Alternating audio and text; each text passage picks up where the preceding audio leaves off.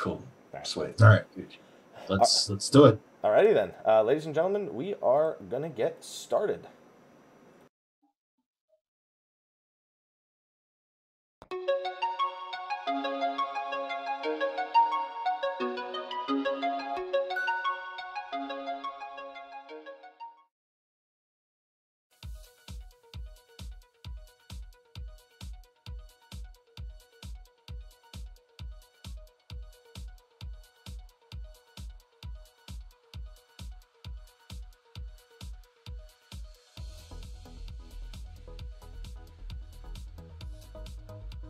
Hello everyone and welcome to State of the Realm, your weekly Final Fantasy XIV podcast. This week is Spoilercast week. That means a few things. For one, on the Twitch channel and the YouTube channel, spoilers are now completely open for discussion, and there will be no holding back as to all of the major plot points in 4.0, and that includes the very recently released Omega Normal, which we will also be talking about on today's show, despite the fact that I originally said we wouldn't. Just doesn't make sense to hold it back. But to join us for that, of course, we've got Slyh, a.k.a. Slythefox, a.k.a. Slyh, a.k.a. Greyfox. How you doing? How you doing? I'm doing good. How you doing? Good. Awesome. You doing good? Yeah, doing real good. Doing good, birthday boy? It was your birthday yesterday. Yeah, had a pretty fun fucking birthday. I had dinner with Chad. It was amazing. Did they fiddle your diddle afterwards? You know, I tried to give him the Persona Barry White. I was gonna say you better not say you tried to give him the diddle, because that's not. I don't think it's allowed on Twitch. Yeah, I gave him the Barry White treatment. I tried to, like, it was a wine and dine. I tried to woo chat. Alright, it was, yeah. You tried. That's all that matters. All right. It was a good dinner. So good. Of course, I'm here. I decided to introduce Slyh before me, so Michael, Mr. Happy Poveromo, doing that different for once. But it's lore. It's story. So there's one guest that people already know is gonna be here. Oh no, it's Law. Oh, it's Law. All right, let me show this. I'm here, Ethys. I'm here. Oh, look at me, hey. Ethys. Hey, how you doing? How you doing? What am I, a trucker? You got a purty mouth, boy. Yeah, that's Ethys joining us, by the way. What's up, guys? That's good Ethys joining us. You have the two worst impressions so far at this. Your Mary impression is even worse than that somehow. Mm-hmm. And then that was just bad. I thought that was of course perfect. You thought it was good. So that was a happy impression, right? Yes, no, that was a Slyh impression. Oh, was it? That didn't. Okay, now it's even worse. Never mind. Now this is a worse impression. Wow. Because that was closer to a me impression. I think Slyh and I both agree that was closer to me. Yeah, I was thinking that was. Listen, I got out of bed like literally 45 seconds ago, so cut me a fucking break. Right? The whole intro took 45 seconds. This seems like hyperbole exactly. to me. 47 seconds. Seems like hyperbole. There you go. All right, so is anything for the Super Bowl? Yes, that's like the Super Bowl, but it's with more hyper. Oh, cool. There you go. It's like supersonic, hypersonic, you know, that whole thing. Is that like the Blitzball Super Bowl? No, we're moving away from that. So anyway, this episode is Spoilercast, where basically the gloves are off. From this point on, we can completely say any name of any boss in any dungeon and any NPC in any scenario that involves anything that happened throughout all 4.0, including the side quests with the Al Ra, including Omega Normal, including the cutscenes after the credits for Stormblood, everything that is possibly able to be spoken about. Hooray! Especially the Kugane sightseeing log that has no useful information at all. The one y'all can have that one. The one at the top of the hostelry, yeah. I was like, wow. I was hoping for something more informative when I reached the top. Yes, you can say Shinryu in the chat finally, which has been like a banned word for me pretty much on my stream. Oh, dang, dude. Yeah. Because people are just like, hey, how'd you like the Shinryu fight? And I'd be like, time out. Other people haven't seen it yet. Time out. Oh, no. No, you can't say Blitzball, chat. You still can't say Blitzball. No. Stop it. All right. So let's do our best to handle this chronologically. I didn't bother trying to send notes because we never do it chronologically. we always start on one point and they'll go, well, this thing I want to say about this character, if I just mention this quest from 7 levels later first, so it's not even worth it. It just gloves are off, so let's just start from the top and work our way towards Omega Normal, which is the most recent addition to the story. Does that sound good? Mm-hmm. All right, good. Fine. So first of all, this was so good. Story. This was so good. Ethys and I got to talk about it briefly on Saturday because we did another podcast with Drac for Elo Chat, and we had some disagreeing points towards the end, but I think our net agreement is that this story was just better in almost all ways. Agree. So, let's start with the very beginning, which is basically going to be us moving into Alamigo and Raubon and Pippin.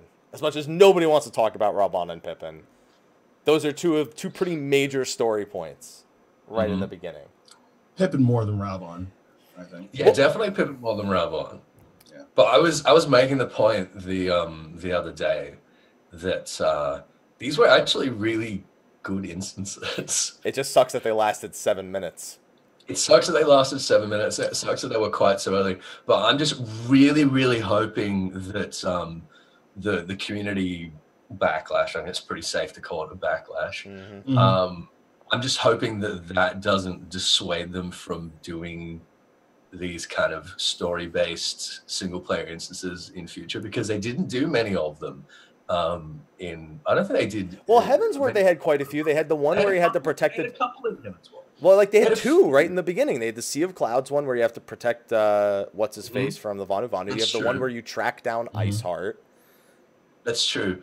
That's true. Actually, that's a good point. They had a couple spread out. But I mean, when people talk about like big story points in Heavensward, they don't talk about those. They don't talk about those. What they talk about is the Grand Melee. Yeah. And I feel like every single one of these was like on the level of the Grand Melee. Yes. Especially the Nadam when we get to talk about that later. Yeah, I can agree with the Nadam. So let's talk about what we were actually queuing up for Raubon Savage, because I think people might have like completely forgotten about it. Because they were just so focused on what's the line Raubon says that everyone knows by heart now? Something about Cartno? The chat will know in 2 seconds. We'll know again. So we get there. We're following Lys into the fringes and eventually into Rhalgr's Reach, where the resistance is set up, and we're establishing a connection between the Eorzean Alliance and Alamigo. We're trying to extend our assistance to them to help retake Alamigo. Very quickly on, it becomes about trying to maintain a presence. Say, hey, we have a presence here, and remind all the people that may not be so keen to resisting after what happened with Ilberd. And that's what leads us to Raubon, because we decide to go visit our friend Grinwad again, who is... It's like all my name days came at once. Things look that was a good Grinwad impression. Yeah, it was. Yeah. Things look grim for us after Cartano. That's what Raubon says, and then too many... Yeah. Well, it's like all my name days. So that's where we have our Raubon instance, is us destroying a prototype weapon that Grinwad is escorting away. And that is taking it out for a test drive, basically. And we happen to be, it'd be like, all right, fine. We drove up in a Ferrari while they were in like a Toyota Camry, pretty much is how it ends up working out. Pretty much. Yeah. And this, again, you talked about how this was a pretty, like, all of these instances were pretty big.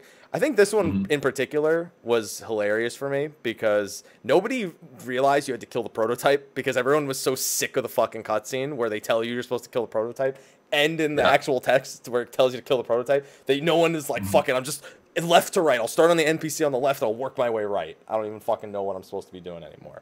And then people were failing it. Oh my god. Yeah, I kind of figured out halfway through, like, oh no. Oh, yeah, I'm supposed to hit the fucking prototype. Grinwad will probably follow after that. So, I was kind of tunnel visioned, basically from having to spam it so many times to actually fucking get in. And I'm like, okay, now what do? I didn't even bother to read. It's like, what do I? I mean, it happened to me too. It took me like 6 minutes to get to the point where the prototype goes into the second phase, because I was just like, I don't know, I'm him. I don't know. And then finally I started attacking the prototype. I was like, oh, I just needed to attack this thing. Feels bad, man. But I'm glad to see. I didn't know that I wanted to see more of Grinwat because of the way we were introduced to him back in 3.55. But it was actually pretty hilarious getting to enjoy him again as we adventured through. I honestly expected to see a lot more Grinwat. From our introduction to him, he kind of seemed like a side foil, so to speak, not really one that you would be too concerned about, but he kind of still kept that side foil kind of thing even with Yatsuyu. He was basically Yatsu's bitch until he got called back. But yeah, like I was kind of glad that we got a lot more out of Grinwat, even though I would have loved to learn a little bit more about Grinwat. Maybe finding out, and we had this assumption, maybe finding out that he was related to in some way to Rasatin, but we didn't get enough context or information to even, confirm that. So apparently he was actually based on Pate. What, from Mickey Mouse? Mickey Mouse. Pate. I mean, I could totally see that. He, in every way, every time he loses, he goes, and then he storms off pretty much. Yeah.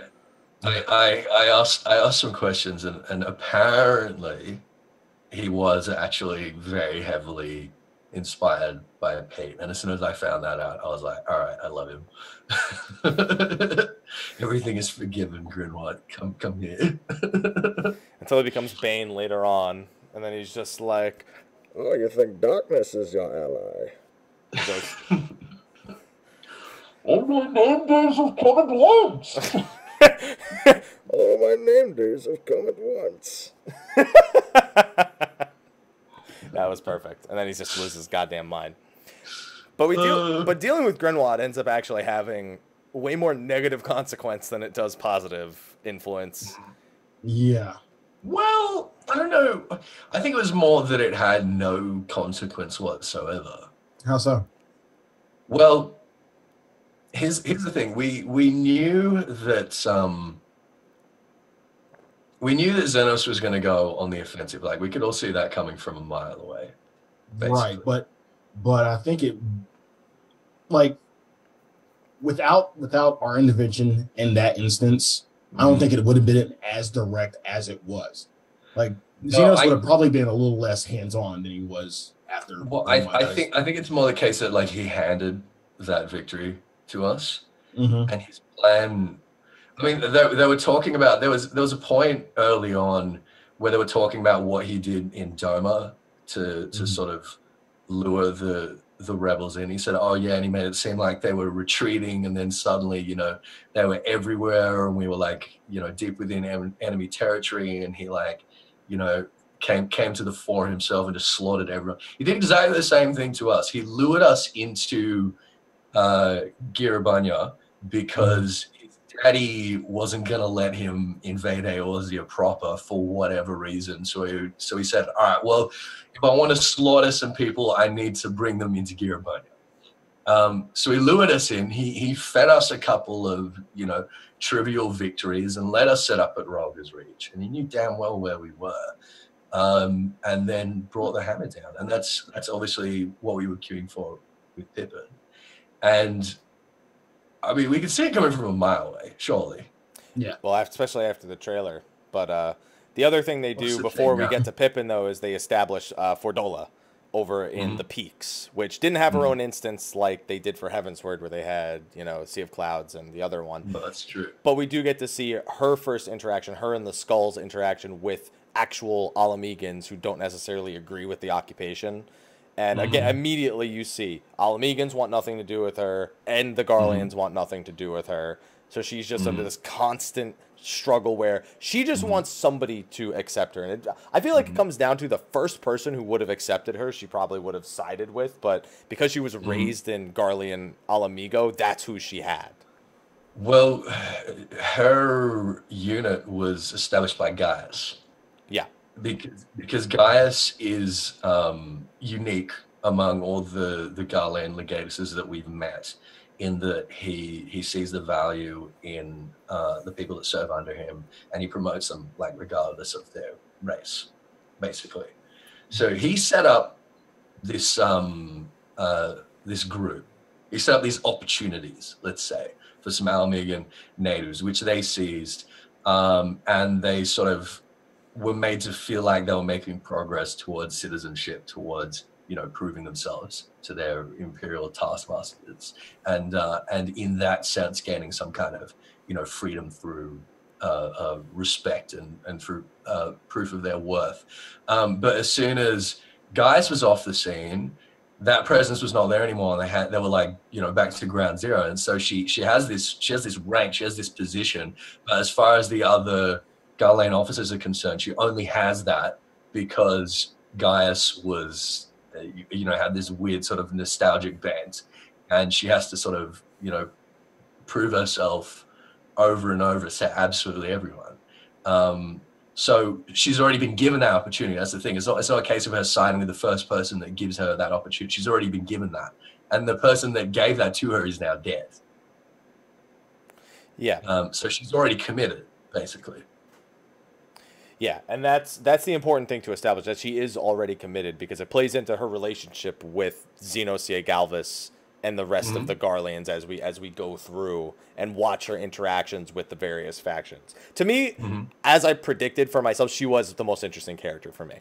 I said going in, based on her in-between allegiance kind of scenario, that I thought she would be the most interesting character to follow. For me, she did end up being the most interesting. Yeah, she was the most complicated of the antagonists, for sure. And I'm glad that her story's not done yet, and she's got a lot more that she can do because of what happened to her later in the story as well. It's very important.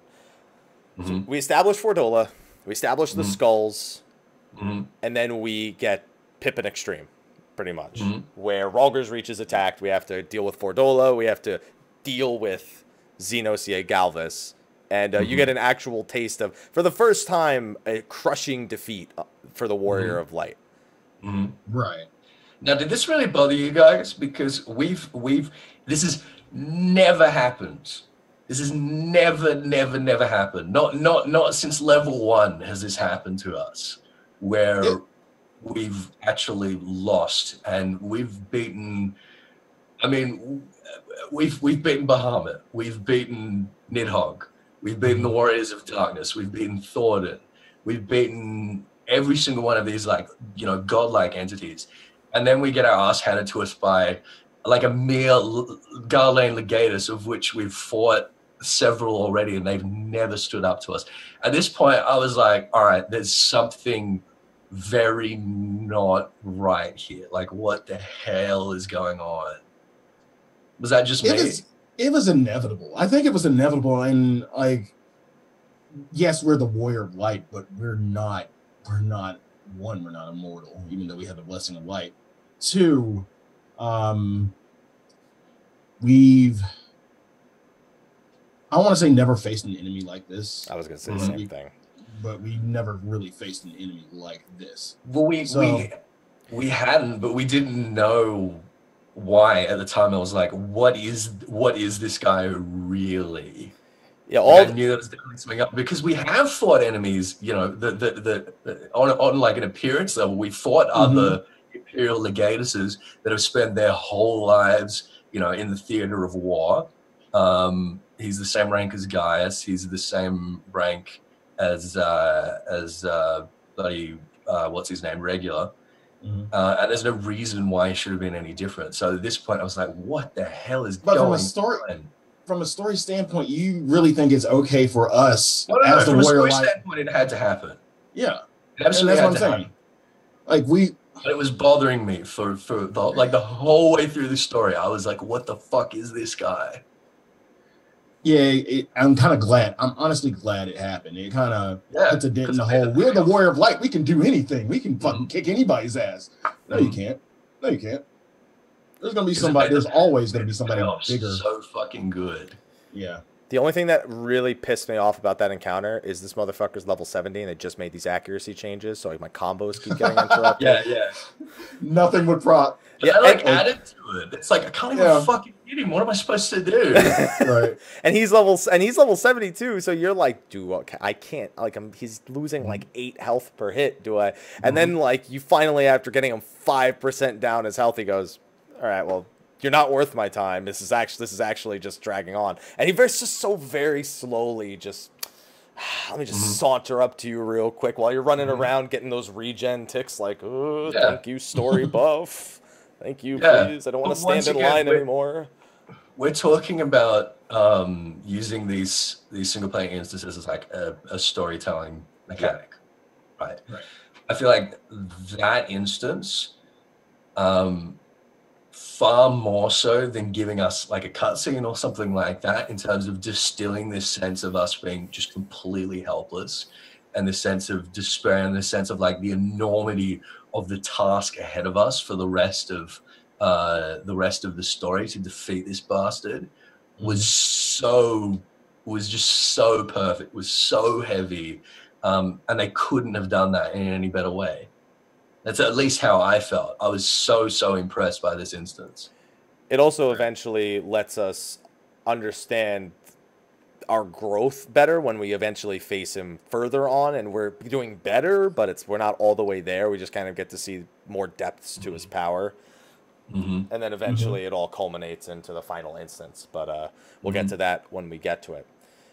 And we almost lost a lot of people to him when we first encounter him too. Y'shtola goes in. Well, I mean, more so important people, because we lost a bunch of resistance people with no fucking names, and then we lost like. They mattered too. No, they didn't. We lost one. We lost one major leader, and the guy looks too much like Hildebrand for me to take him that seriously. Well, I mean, he's been in the game. He's been around since 2.0. Yeah, I know. I remember which NPC that is. But he didn't. Losing him didn't have. I was just like, damn, that guy got fucked up. Yeah, I felt I always had a soft spot for the Alamegans around Coromel, because they had such a rough time having the Green Wrath on them constantly, and then having to rescue that guy Galien, who'd sort of been injured and had wandered off in the forest to die, basically because he didn't want to be a burden.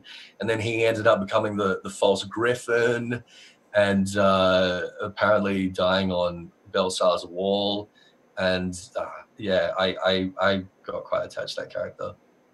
I couldn't get attached to what is it, Meffred, yeah.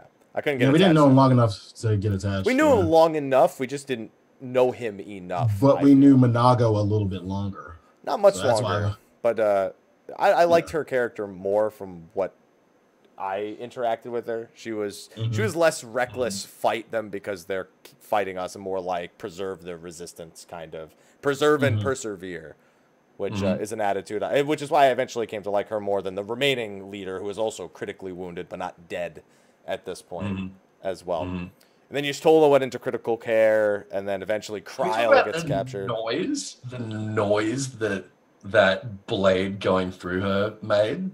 Yeah. It was awful. Ugh. And then she just collapses, just like, oh. Yeah. I was like, she's fucking dead. No, I knew she wasn't. She's fucking poster child for 14. There was zero chance of her dying there, but the thing is, she hasn't been recently. Like they've been. No, she still is in Japan. She still is. I know she still is, but there was definitely a moment where I was like, "Oh fuck, she's fucking dead." So she would have just died and went to Dissidia. That's still what we're going with. I mean, so that's where all the villains go. Half of the cast of Dissidia are characters that died. Like I don't fucking have a problem with that. Yeah. Yeah, no, but she's way too important to the branding over there for her to actually go. At some point, maybe, but not yet. Yeah. She's got plot armor. That's about it. Well, except that fucking Xenos literally cut that armor in half. He's like, oh, this fucking shield you've been using in all these cutscenes? Yeah, I don't think so. No, this is like, plot armor? That would not save you. Nice impression, by the way. Thank you. So we get through this, and now Ala Mhigan Resistance is pretty fucked. They need time to rebuild. They need time to inspire. They need time to rebuild. and there's really not much we could do for them unless we give them some time. Mm-hmm. So we're like, well then, how do we give them time? Let's go to Doma. Let's go. Well, we were in the Rising Stones, and we ran into them and expressed interest in returning or going over to Doma to join our friends and check out the resistance on that end. Do a war at two fronts, which was the idea, which was kind of weird because we didn't attack at the same time. Well, the idea, I mean, I thought that we were going to be doing like concurrent attacks. Yeah. But the idea was that we were going to draw their attention away from Alamigo for like enough time for the Alamegan resistance to sort of, you know, gather themselves a little bit. And that went off a little too perfectly. I felt like had, you know, Xenos just send a small garrison or anybody back to Alamigo. It all went to Xenos' plan. That's true. Yeah. Exactly, that's the thing, and this is probably a good time to talk about the characters, Xenos, actually. But so much of the pacing and so much of the actual like possibility of the plot going the way that it did relies on Xenos' character. Because if there had been another Legatus there that was more like, you know, by the letter, you're right, they would have just fucking stormed straight into the fringes and just wiped out everyone hanging around at Castramorians. But Xenos was not about that. He's a psychopath. Obviously, we can all agree on that. Right. But everything that he's doing, he's just trying to feel something. Yeah. He's basically trying to groom his victims to the point where they can sort of stand up high enough to make him feel something when he cuts them down. Yeah. Right. Or when they cut him down. And he doesn't care either way. Yeah. He just wants to, he's literally like Dexter, who's just looking for that thrill, man. Otherwise he feels nothing. So basically in Alamigo, he was just bored, is what you're saying. He was just bored. Yeah. The whole time he's bored. He was literally just bored. That's why he lured us into invading Giribanya, because he was fucking bored and he was hoping that maybe this Warrior of Light or someone among this invasion force might be able to give him a boner. And we couldn't.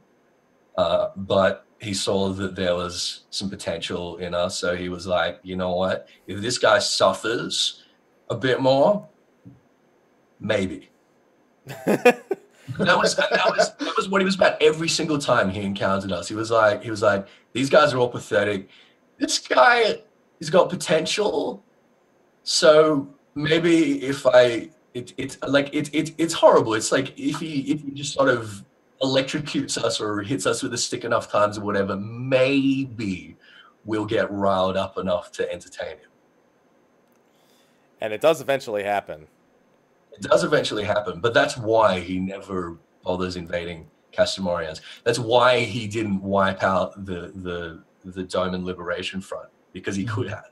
He surely knew where they are.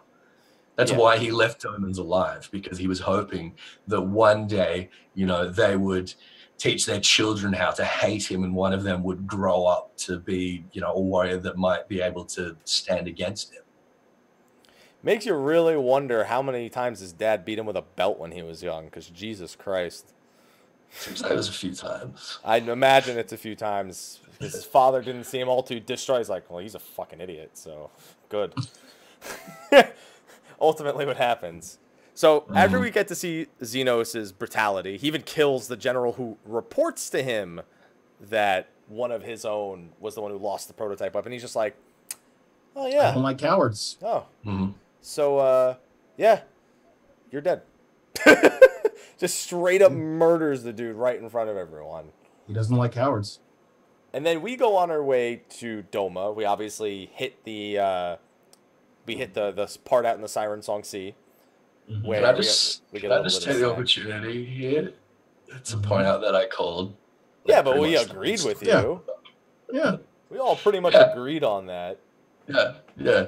I'll give it to you. I don't want to make it like a whole, because honestly, I felt like this story was very predictable, and I think that it was good that it was predictable because it made like a good sort of framework through which to explore the characters, which is something that previous stories that Final Fantasy XIV has told were lacking a little bit was kind of that character development, that character interaction. I mean, we've always made this comparison, right, between 14 and 15. That 14 has got like the awesome, like, you know, big picture stuff, you know, awesome world, awesome lore, awesome history, but the character interactions are really weak. Whereas Final Fantasy 15 seems to be the exact opposite. Well, I think Stormblood is the point where 14 proves that they can do like really, really good dialogue, really, really good character interaction and character development, and this sort of predictable narrative, which it mostly was quite a predictable narrative. Yeah. I guess it provided a really, really nice framework for those interactions. So yeah, Siren Song C, Kaveyain. That was an awesome little. I really like that we've finally gotten like a really hard acknowledgement about Kaveyain's past as the heir of Durandan, that we do literally just freaking blackmail him. Yeah, pretty much. It's so good because he's a great character. Yeah, we didn't get to explore it too much, but we at least got the acknowledgement to some degree. Right. So we finish Siren Song C, we get to Kugane, and for about a level or so, it's about learning the politics of Kugane, you know, the not allowed to fight in the city hall kind of thing, and, you know, having to deal with the, what's the unit called? The Kasi... Oh, the Sekisegumi? Yeah, because they're this version of the Shinsengumi. And I thought that was like, amazing when I first saw it. I'm like, wait, that's the fucking Shinsengumi. Yeah. Like, you can look forward to a video. Hashtag plug. Yeah, that was really cool. What I thought was really fun was the fact that the East Aldenard Trading Company was already there, and they've been there for a while. Yeah. So to explain for people that might have like skimmed over it, the East Aldenard Trading Company is the Eorzean equivalent of the real world East India Trading Company, basically. It's Lolorito's business. It deals in worldwide export and import. And they've got a large office in Kugane, which I think it's safe to say they've had for a pretty long time, because we know that even before the Battle of Silvertier Skies, Lolorito was negotiating with the Garlean Empire. He was trying to negotiate like non-aggression treaties and like free trade and stuff like that. And I can't help but imagine, given that the company offices and the Garlean consulate are on the same freaking street, I can't help but imagine that those negotiations were happening in Kugane. Which is really ongoing, like right now. No. I mean, like back then, we're talking like 20 years ago. The Lolorito was already invested in Kugane and playing this sort of, this political game there.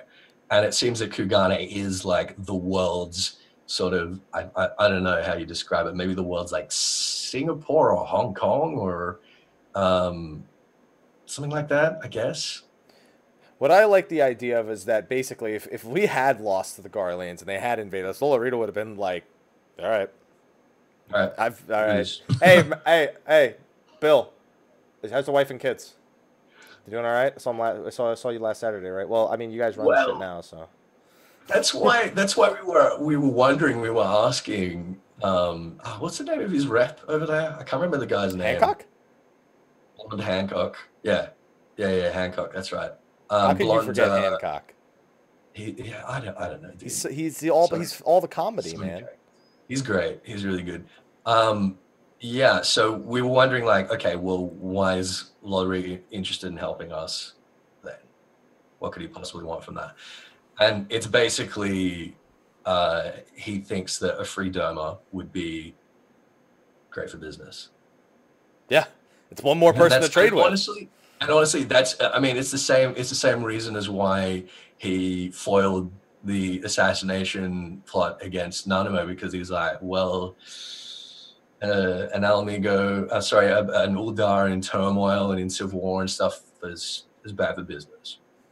Lolorito is one of like the major contributors to the safety and security of Eorzea, like over the last 40 years, and it's basically, but for self-benefit. It's good for his export and import business. It's like, if I can export and import to Doma without having to do it through the Garlands, then fucking great. So if there's a chance that you can free them and make that happen, then yeah, I'll support you under the table. And he does a pretty good job at it. And they don't trust him at all. They don't trust Hancock. They don't trust Lolorito. They don't actually trust pretty much anything in Kugane because they don't know anything about how Kugane operates. Even Tataru, when she goes to do the same thing she did in Ishgard, where she goes to talk to people, they're just like, they're like, please, don't fuck it up again. Don't get arrested. Don't get in trouble asking questions. Just do it right this time. And there's a lot of that reference back to their original adventures in Ishgard, where they got in a lot of trouble trying to learn a new government and everything. Which was really nice. It was really cool. He's like, what? Tell me more. So basically, we head over there because the only contact point we have is Yugiri and Gosetsu. We say, all right, well, we can't do anything else until we find them, until we work out where they are and what they're doing. So once we establish contact with the East Albenar Trading Company, we're basically going around town asking people if they've seen them. And we found out that Gosetsu in particular has been seen around and that he was basically trying to get passage to Doma. The problem is that the Garlands on the down low have a bounty on any and all Domans or anyone trying to get to Doma. And he was drawing some attention to himself by asking around, and we realized that he basically ended up getting into some trouble there with what was the stupid little catfish bastard? I hate those things. the Kyoto? No. Kyoto. Well, that's the name of, that's one of the names that they like, Gyurai, like that's part of their naming scheme. What are they called? It's a Su or Sar or the Namazo. Namazo, that's it. Yeah, I don't know the exact naming convention for the Namazu, but I think GYO is male or something like that. Something along those lines. I don't know.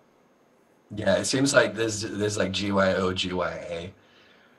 I'm not sure about that, but basically he's been selling people to the Imperials who are trying to get access. And he gets fucking booted by Lise. Straight up booted.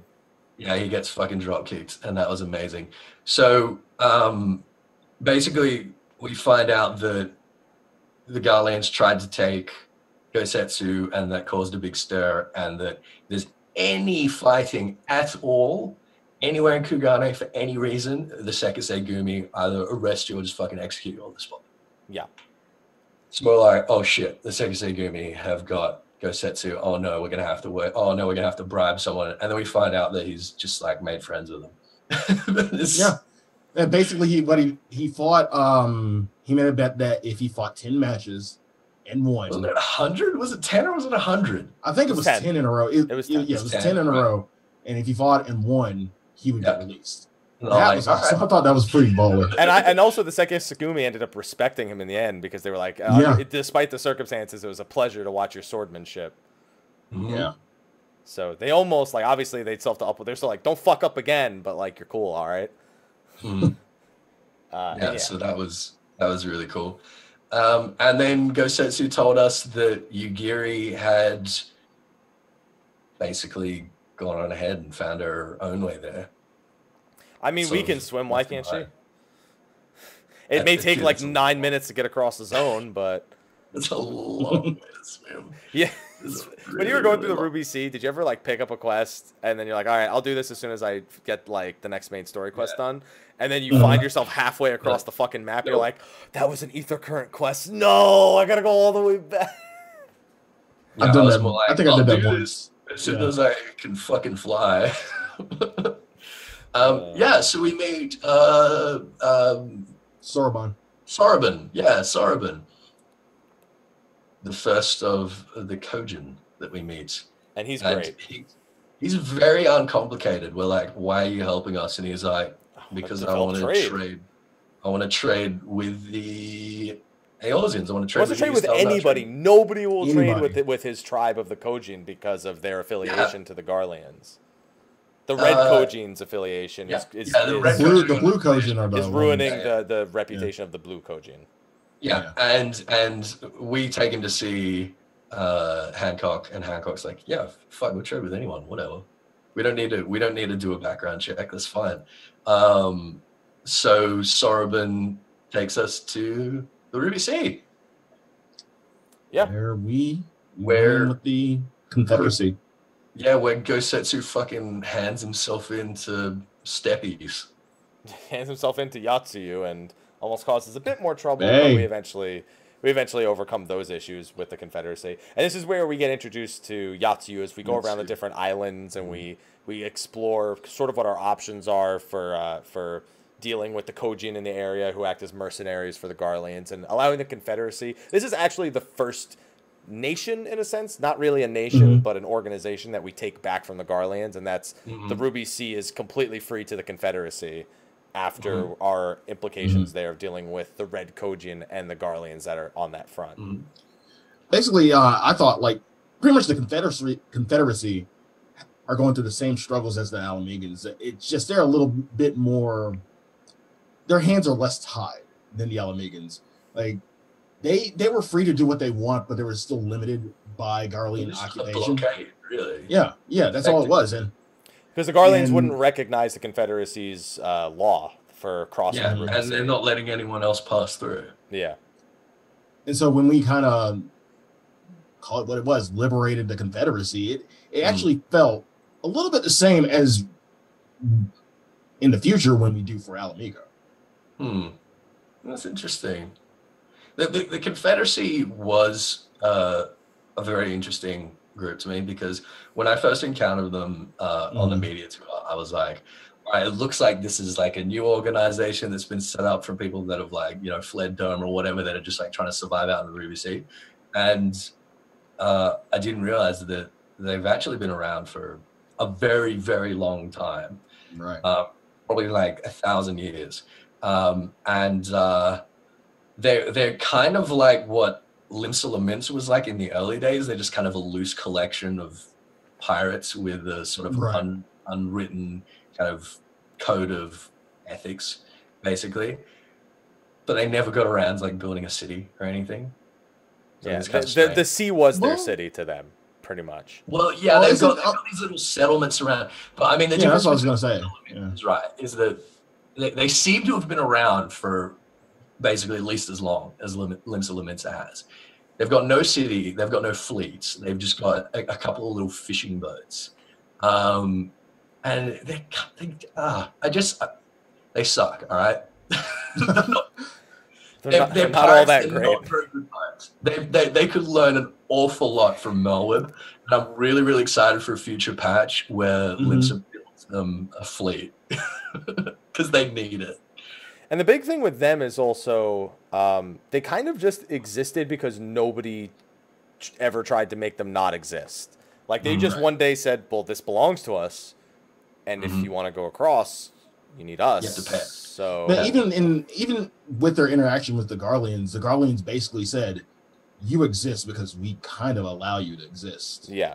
Because they're not a threat. They're not a threat. They're such a small unit. There's literally nothing they can do. There's nothing to conquer. They can't encroach on Kugane for any sort of reason. And that may be seen as an aggressive move towards the Hingashi region.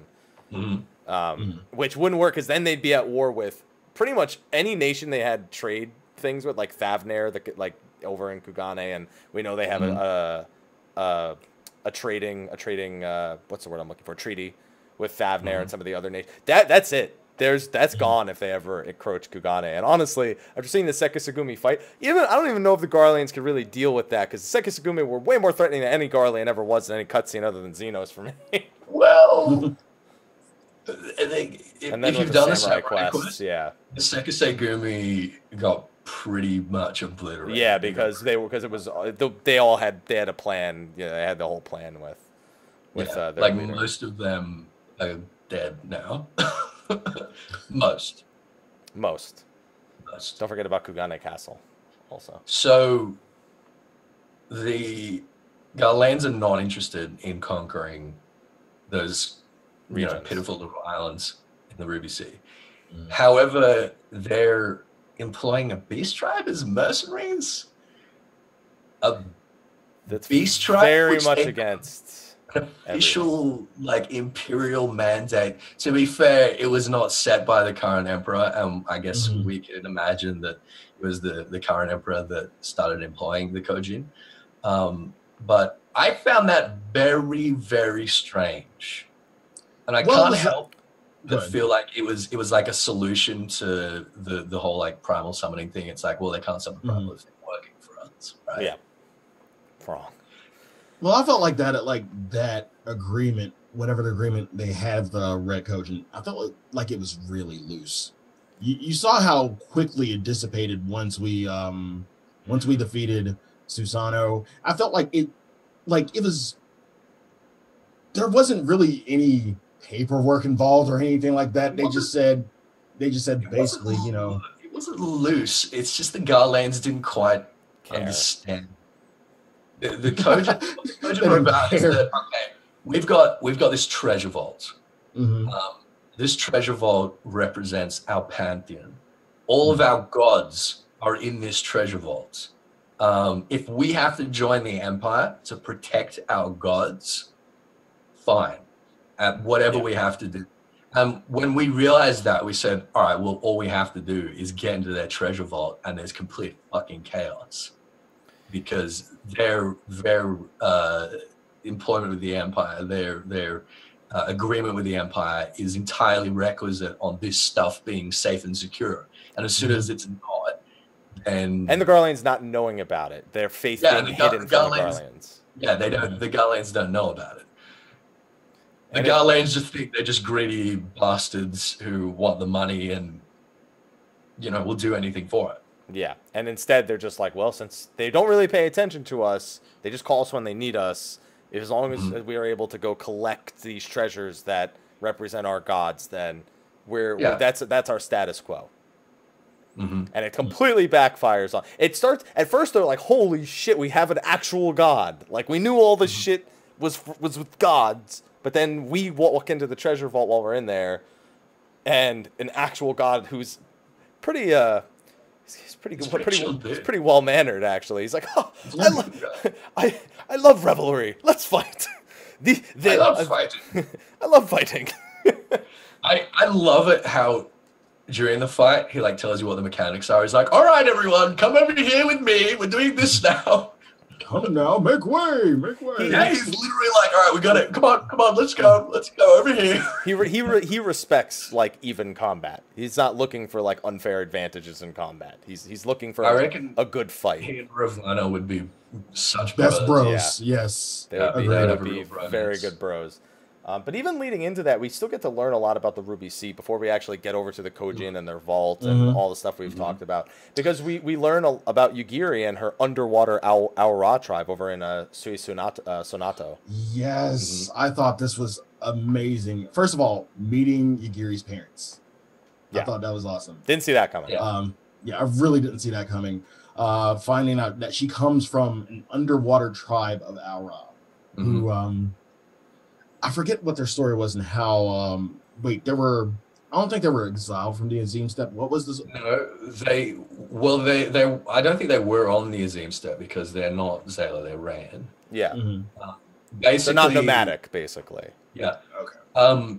Basically, an ancient war on the mainland forced them to flee, and the only place they could think to flee was under the sea.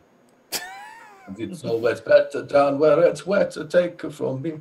No, just me. Just you. Okay. I'm more of an Aladdin guy. Oh, okay, fair enough. Yeah. I understand that. When they're escaping an Age of Blood, so yeah, the Age of Blood's an interesting one. The Hingans refer to the Age of Blood a couple of times as being like this sort of period of like war and strife between the warlords on Hinkashi. It may or may not be associated with our Umbral eras, and it may or may not have also affected Othard. We don't actually know. Sly, you're looking like you got something on your mind right now. Not necessarily about this, but I was reading something. All right, yeah, because I could see you. I know the focus face. Yeah. I know it when there's like you really want to say something. I was thinking of this in regards to the Ruby Princess, which we I hope you did. You had to do it to you had to do it to unlock Shisui. Yeah, the story of the Ruby Princess was interesting. When I first started it, and like you kind of go run the dungeon, get like see everything, see the Ruby Princess herself. I kind of got hints, even though it wasn't it, of Asian involvement. Like that's it was definitely. I mean, this is sort of a tangent from the main scenario, but it was definitely a case of some minor Asian has done some void sense shit at Shisui. They love doing void sense shit. Well, they love stirring up chaos, and the thing is, like, they haven't had to for us or for the Garlands or any of that, because Elidibus kind of put that all in place with the whole Ilberd thing. The thing about the people in Suino Sato is that they're so isolated, they're never gonna get involved in our wars. And I mean, they didn't. So they're like a really good target for less Asians who are like, oh, how can we stir them up? They're so comfortable. How do we introduce like a little bit of chaos to this? So that's basically what was going on there. Yeah. So we get to go to Suino Sato. We work our way through with the Confederacy and eventually working our way to rescuing Gosetsu. And basically, like I said, we officially recaptured the Ruby Seat. It belongs to the Confederacy. They feel comfortable in assisting us going forward to Doma because they have something to believe in for the first time in 25 years, pretty much. So we move our way into Yanja, where the mission very quickly becomes to find Lord Hien. And we find out Yugiri has spoken to him, and he's basically said, if my people want to fight, I will. If not, give my head to the enemy. He will not fight for a nation that does not want to fight. So that becomes pretty much our entire purpose from this point on, is finding him and building an army that can actually retake Doma. And there's a lot of very personal points here. It's hard to it's easy to nail them down individually between when we find Hien to his relation with Gosetsu and Yugiri, and there's a lot of individual points that if we try to hit them all, we'll kind of be here all day. That's true.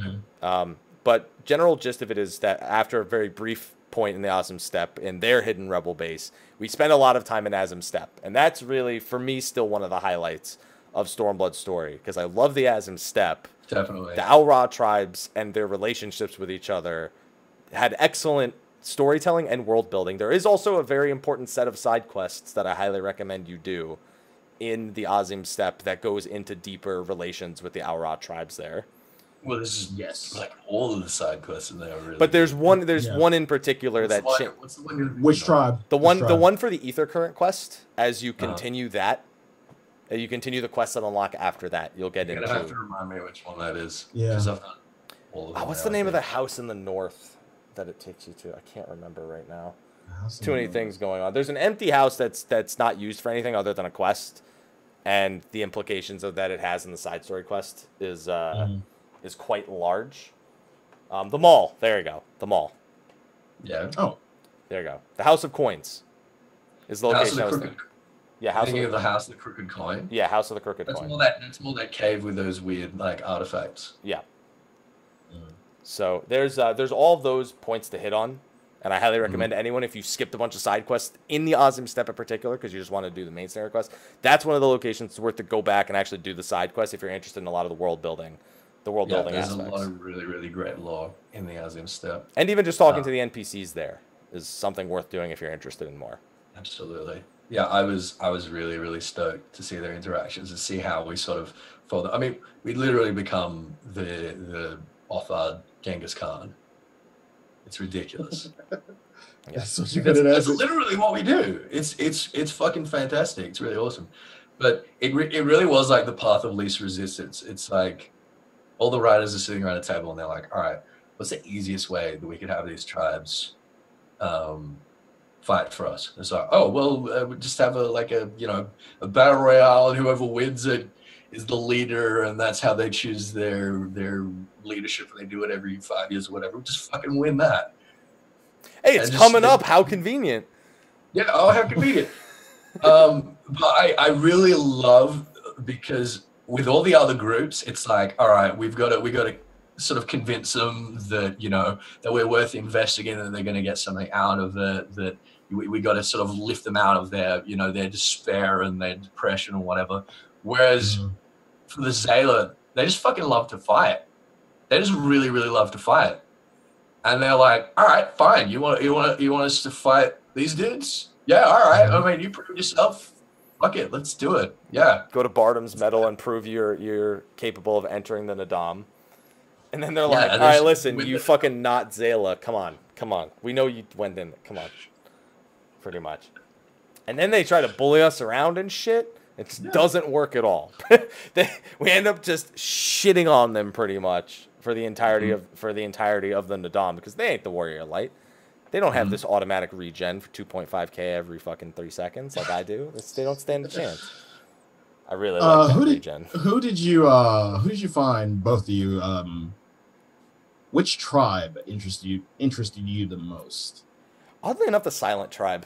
I like the idea of a tribe that doesn't say anything, but everyone knows what they're saying. Right. I was way into it's the Castiri, aren't they? The Castiri. Yeah, they're the ones who the Defile were both very interesting. Yes. So the Castiri, they literally have a messiah complex. It's amazing. The Zayla are supposed to be descended from Namar, the Dusk Mother. Yeah. Basically, their version of Nemea, whereas the Rayan are supposed to be descended from Azim. But the story of the Castiri are that Azim, who was Namar's lover and could never sort of be united with her because they have to be on like opposite sides of the world, otherwise there is no world if they converge, basically made the Castiri to be this tribe that would look after and protect and rescue the poor, defenseless tribes of Namar. That's the Oranir, according to chat, not the Kestir, by the way. Oh, the Oranir. Sorry. I apologize. We're talking about the Oranir, not the Kestir. Yes, that's the Oranir. So they have this massive superiority complex which informs everything about their culture, which is awesome. It's really cool. And then we've got the that believe in reincarnation, but they also believe that only the most powerful warriors get reincarnated. And that was really, really interesting to me because it immediately made me think of the Echo and the fact that we know that a person who has the Echo can sort of persist between different bodies and stuff like that. And it's like, maybe somewhere in their past they had a dude that had the Echo and then died and that came to inhabit like another body.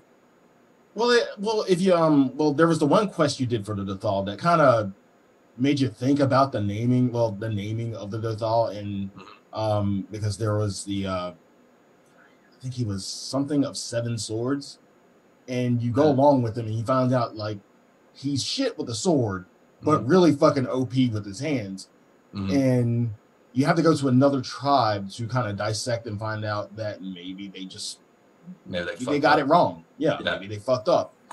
And you find out that, every generation of the same Dothal has had a different speciality. One was swords, his is fucking hands. I think they said one was really good with a bow, if I remember. But yeah, the story of Sword of Dothal were really, really interesting, I think.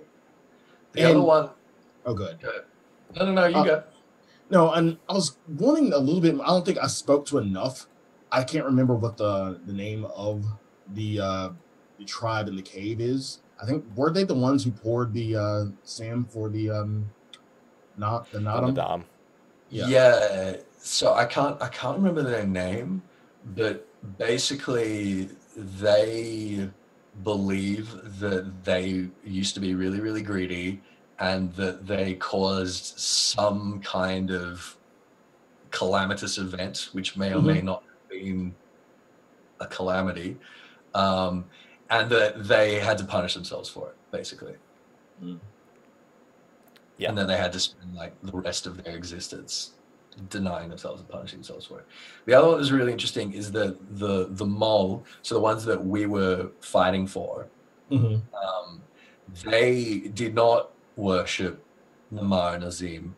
They worshipped little Kami, which they thought were like in the land and around the place. And they had basically this sort of wise woman who was the interpreter of the will of these Kami, and instantly was like, all right, she's a fucking Pajal. Like, she's doing the same shit as the Pajali are doing. These guys are worshipping elementals. In a sense, yeah. Yeah. I really think that's probably what's going on there, and I wonder if that's going to lead somewhere. I don't know, maybe it did in one of the Disciple of Magic quests if people have done them, but I thought that was really interesting too. But anyway, the point is, Azim's Step was awesome. Go and do some Zayla side quests. We won their battle royale and became their Hagen, their grand leader, their Genghis Khan, effectively. And we said, "Hey, you guys like to fight? Let's go fight some Gharleans." And they were like, "Sure, all right, fuck you. I mean, you're right. We do love to fight. Let's do it, YOLO." Yeah. So they're like, no YOLO. No, we could. You're good. Real quick. Also, shout out to the 10-part fate for the banner they have to do over in the north side of the map. I zoned in on the 10th part and just did that. So it's a really long fate chain. Like, I think it's the longest fate chain in the game if you try to do it from beginning to end. I didn't know. But all this time, we've been getting, between the Ruby Sea, between our short trips into Yanjan, the Azim Steppe, as we encroach on Domo, we've been seeing Yatsuyu's character evolve this whole time. We mentioned her when we started getting into the Ruby Sea context, but then we kind of skipped over. And we see how there's a lot of batshit crazy people that we're dealing with right now. She and Xenos pretty much see eye to eye on one thing. They pretty much just want to feel things. They're pretty much on the exact same level. She feels something when a Doman dies. She doesn't feel anything. There's a reason for that. Yeah, but that's still their core aspect of both of them is they want to feel something. They feel empty inside from whatever life experience they had. Her life experiences, we get a very detailed, chronological series of events of what happened to her. Whereas with Xenos, we don't know what Daddy Dearest did. Yeah, and I kind of felt like we got a little bit more for Yatsuyu than we did for Dola. That's why I kind of felt like I understood Yatsuyu a little bit better, even though with context, you can kind of see what Fordola went through because it's all around her. Yatsuyu was a little more, and I'm kind of glad that Yatsuyu was sold into prostitution. Sold into prostitution, forced to marry for great wealth, and then eventually made her own way as a spy for the Gharleans and Doma. Yeah, but I mean, I hate to say it, but like that's it. As in, that's all her development, Sly. What she became was in. I mean, you could understand. You were like, all right, so that's the way that she is, but in no way did that like justify the extent. Oh no, she's a fucking terrible person. Like, yeah, I mean, like, what happened to her should not produce that in like any normal human being. Like, there's something fundamentally fucked up about her. Yeah, so much so to the point where she has a boy shoot another man, then tells him to shoot his parents, and then shoots him when he tries to shoot her, and then has him shot, and he tries to shoot her. And she's just the whole time like, oh, that's exactly what I wanted. Because I've been hearing a lot of people trying to explain Yotsu like, oh, well, she's just trying to survive, and she's doing what she has to do to survive because like she grew up on the streets. No, it's got nothing to do with survival for her. She just wants to get off. That combined with her history. If you went through the same shit that she went through family wise, I mean, not saying you personally, but you went through the same shit she went through family wise, she like anyone would fucking hate their own people. Like, they, as badly as she got treated by her own people, and a lot of people are going to draw the comparison from her to Fordola. Like, pretty much along the same lines, but a little bit different. I feel like Fordola had her reasons too. She did it for Alamigo. She only did it for herself. She only did it for herself. There was no higher calling. There's absolutely no higher calling. Right. That's the difference between her and Fordola, is that Fordola has some sort of code. Like, she feels like it's all for something. Yeah. Whereas Yotsu is just completely nihilistic. She's just a psychopath. Yeah, for me, it's like, yeah, I get, like, her mother died and her aunt sold her into prostitution. That's not all of Doma. That's her fucked up aunt and the family she had around her. That's not, all right, let's commit genocide. But she's been through the underbelly of fucking Doma. She's seen the worst. She's been under the dick, too, but that doesn't mean anything. Yeah, but she's not, she can't be the one in Doma like garbage.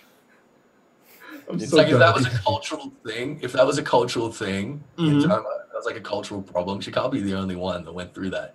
And yet she's the one that sold out the resistance and sold out her king. And like I say, there's nothing in the game for her except for herself and her own pleasure. Right. Yeah. And what ultimately it will culminate to is what happens at the very end of Doma, where she almost goes from completely psychotic to feeling like a person for about 2 fucking seconds, which gets really strange in the time that we see her. But also, Grinwat's been assigned to her bitch for his fuck-ups back in Girabanya, or his fuck-up, which is the Raubon extreme. And he is still obsessed with defeating us. So he even interrupts the Nadam right after we've won. Right after we've allied with all these people, he's like, all right, perfect time for me to get my ass kicked. Yeah, best fucking time. Well, to be fair, he probably came in and was like, oh, look, they're fighting. Here's a really good opportunity to kind of get in there. And, like, we just managed, like, our timing was fucking perfect. Yeah. Yeah. I feel like he was so close to, like, catching us with our pants down. But never, because Pete can never have his way. It's true. And at this point, he's failed so many times that the only redeeming factor they find for him is to send him to Garlean scientists to turn him into basically a mindless machine of death with, like, all these additional gadgets and whatnot. Well, his value is that he's so hungry. Yeah. He wants you dead at any cost to his sanity and his well-being. Yeah. So much so to the point where he gives his soul to the scientists, who modify him into what is basically a shell of his former self. Well, they just pump him full of ether, basically. And gave him a fucking chainsaw. Yeah. They just did the pain on him. Like, they just pumped him full of ether. I'm going to be honest. Ethys, the first time I saw Grinwat like that, I immediately thought of your Type 0 Shia LaBeouf. That was the only thing I could think of. So did I. It's the same character. I was like, oh no, he's back. Oh no. After all these years. And when we first get introduced to the doctor who does the operation for Grinwat, Alice. Yeah. Did you get any Hojo vibes? I mean I did, but I think that is going to be just like the archetypical Garland scientist. Like, I don't think he's going to be important. I mean, what happens? I didn't expect him to be a dungeon boss eventually. I thought he was going to go on after everything happened and go on and have the resonant campaign, and then just I don't think he's important. I think he is just one among hundreds of Garland scientists that have got their hands on. That's what the AUS. That's what the AUS thing is. It's for scientists specifically, right? Alice Oss, whatever his last name was. Yeah. That's scientists and like medical technicians and stuff like that. But I don't feel like every Garlean scientist is that kind of fucked up. That was a pretty simple Hojo. I don't know. I think we've seen enough of the Garleans that all the pure blood ones seem to be pretty fucked up at this point. I think the only, like, they're either like that or they've defected, basically. Yeah. It's like there's no middle road for a Garlean scientist.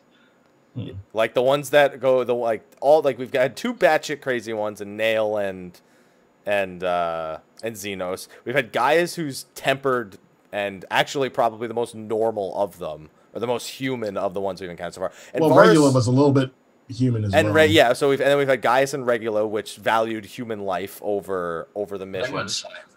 It's too bad. And then we have Varus, who's kind of somewhere in between, where he shares some of each of their values, in a sense, or he's almost passed his values on in different ways to each of them, where he seems human at times, but at the other times he's a completely brutal, emperor over everything. So at this point, I'm pretty sure that there's plenty of other scientists that are as fucked up as Aulus. Yeah. There's too many fucked up people up there. Is this a good time to talk about the Resonant in broader sweeps?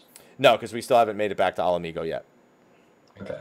But we will get there very soon, because at this point, we've got our Aura army, we've got the Confederacy, we've got the Domans who, while they originally told us to fuck off because they just wanted to live, they've since been rallied to actually take up arms. Well, they've been rallied because they saw the bravery of Yuri going off by herself to try and assassinate Xenos. Yeah. Which is pretty much where we get our second rematch, and we actually get him down to like 50%. He's like, "Oh shit! Well, I just got this brand new sword thanks to Yatsuyu. Let's fucking fuck some shit up real quick." And then it's the same thing as it was before, where he's like god tier powerful, and you get him down 5%. He's like, well, fight's over. Yeah, all right, I'll see you guys later. But at this point, he's convinced that him letting you survive the first time was worth it, so he's convinced letting you survive another time will be worth it. Didn't he tell you to grow stronger? In this instance, he's like, grow stronger. Yeah. But he was going to kill all the villagers until we got some smoke bombs in there, and he's like, fuck it, whatever. It's not worth my time. They'll all die eventually anyway. It doesn't matter. Yeah, also, he doesn't really take joy in killing weak rats like that. If he's doing it, it's because he wants to make someone else stronger, and he doesn't see killing them as something that's going to really bring out more power from us or Yugiri or any of them. Yeah. And Yatsuyu's like, what do you... Hello? To be fair, this happened before we went to the Azim step. Yeah. The kind of scuttled past that. Yeah. So we've got our army. We've the Confederates showed up. The Kojin have showed up. We smash into Doma Castle. We flood it. We deal with Grinwat. We deal with Yotsuyu. Gosetsu holds up a fucking building over his head after getting shot 3 times. And we're like, and we just sort of stand there and talk to him for like another 10 minutes. Before we just run out. That shit was like, he was like, I can't hold this forever. I was like, dude, if I never go to the next part of the cutscene, I'm pretty sure that you can. Yeah. And there was a lot more dialogue after that. It's like, all right, now everyone's going to say goodbye. I was like, fuck. There's some sad moments there, man. It was a very sad moment. It was really, really upsetting. I was like, oh no, Gosetsu. But Gosetsu's arc, like through the Azim step, and through like Yangsha and stuff like that, and talking about like how the only reason that he was still alive now, the only reason like he had a will to live was so that he could kind of redeem himself for his past mistakes. Basically, he was only living to give his life, in a sense. Exactly, to find like a point to sacrifice himself. Yeah, and you get a little bit more context with Gosetsu within the Thorl side quest as well. Yeah, if you do that, yeah, you do. And also the drinking scene with him and Hien is also a really big one. Yeah, with Yugiri creeping in the corner. Yeah. That's that was one of my favorite voiced cutscenes overall, was when him and Hien were drunk, just because we found out that they're emotional drunkards. You know, some people are wild drunkards. Some people are, the I love you man drunkards. Like, I just wanted to let you know, dude. But to be fair, Gosetsu drunk is like not that different from Gosetsu sober. He's got a bit of a slur though. Yeah. And he's more open about his purpose. He was a lot more open about his purpose in his drinking than he was outside of his drinking. Yeah. And I mean, that was so clearly foreshadowing like what was going to happen at Doma Castle. It's like, all right, he wants to die. He wants this to be, the last thing he does. He wants this to be his legacy. And it's sort of what comes after. It gives us some opportunities. We'll talk about later for what I think they can do with his character development, which I think would be really, really, really fun. But we'll come to that. Yeah. Because after the drinking scene, we get the attack, which goes exactly as planned, minus the final detail, where after we take out Grinwat, Yatsuyu gives us her whole life story, and then shoots Gosetsu after trying to bring the building down on our heads. Yeah. And then has a cry. Yeah, that was the weirdest thing. So she goes most crazy bitch face you could possibly go, and then, and I was just like, are you fucking kidding me right now? You're gonna fucking cry after all that? It's like, what do you want?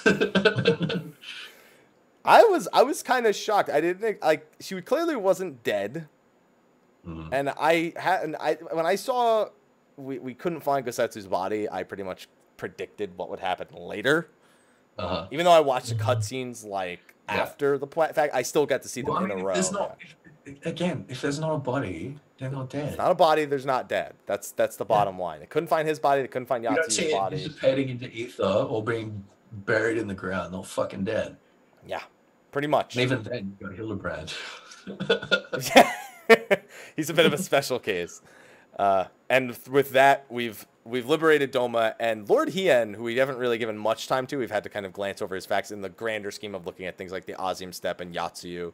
He himself, it was a pretty cliche story for him. But that being said, he was a pleasure of a character to watch evolve. He's a really great character. A very human character in a sense. You know, he didn't do anything that was too noble. He didn't do anything that was batshit crazy. He was just like, I have a nation. I want to protect it, and I want to do this for my father. I want to prove I'm a worthy successor.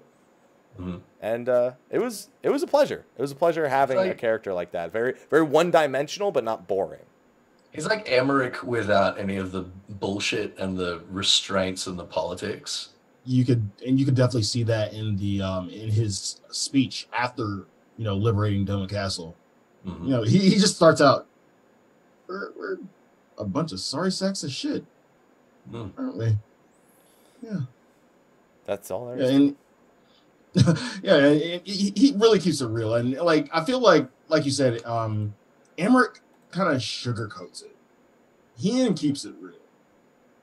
But Emmerich, again, it's like, I reckon if you stripped all the bullshit off of Emmerich, because Emmerich, he grew up in Ishgard, he's got, there's a certain game that you have to play. Mm-hmm. Whereas Hien is someone that kind of grew up learning that game, and that game doesn't exist anymore.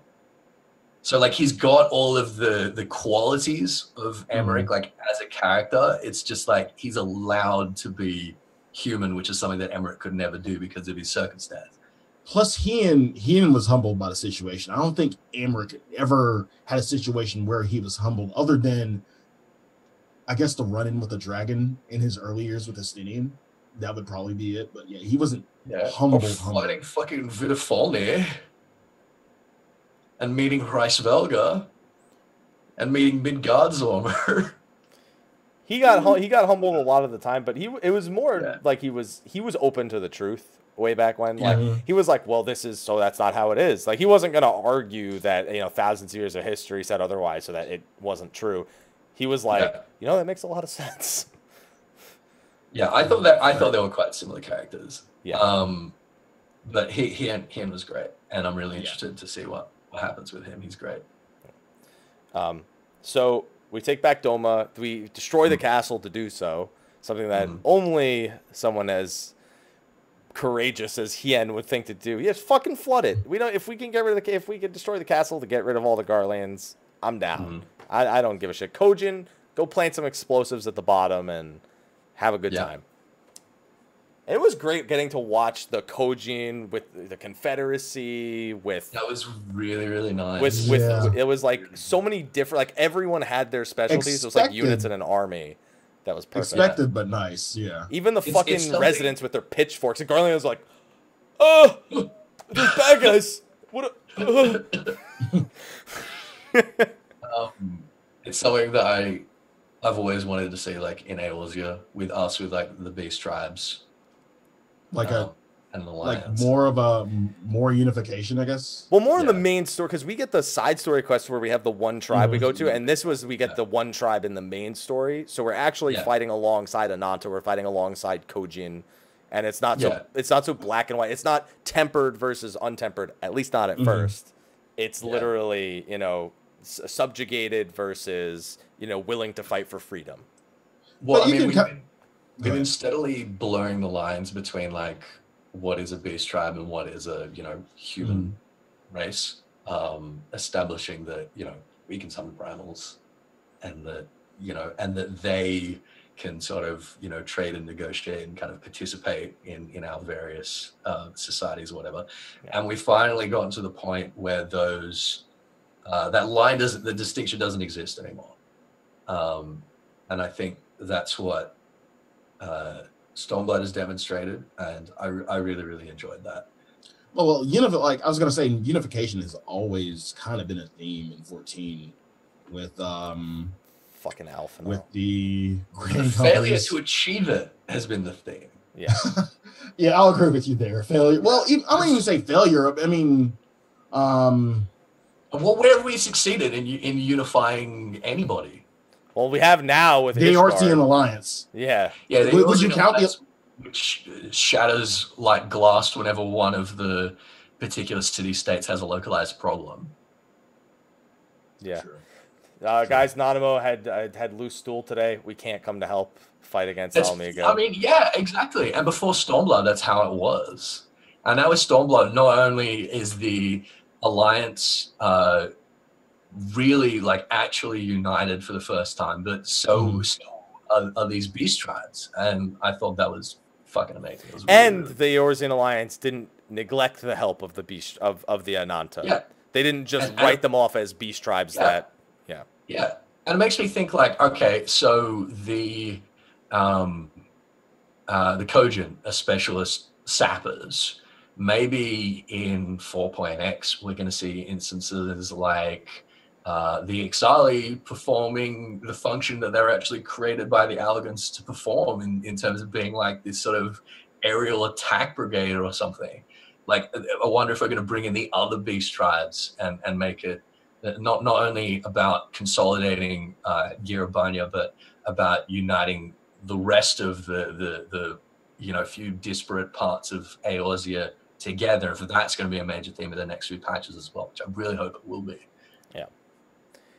And now that we've liberated Doma, and we're hopefully going to be liberating Rabanastre and Dalmasca in the 24-man series, which is the working theory Ethys has that I 100% agree with. And that those three city-states, Rabanastre, Dalmasca, there's one other one I'm thinking of that also is an Evil East that I can't remember.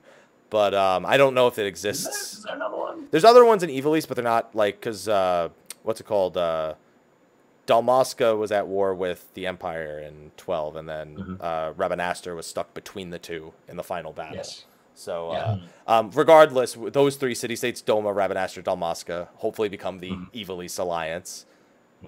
Which would be a very solid homage. And when we get to talk about Omega, let's be clear here. They are very clearly reaching for 100% accurate homages to the other fight. They're not fucking around when it comes to like a callbacks to the other games at this point. No, they're going fucking full throttle when it comes to this.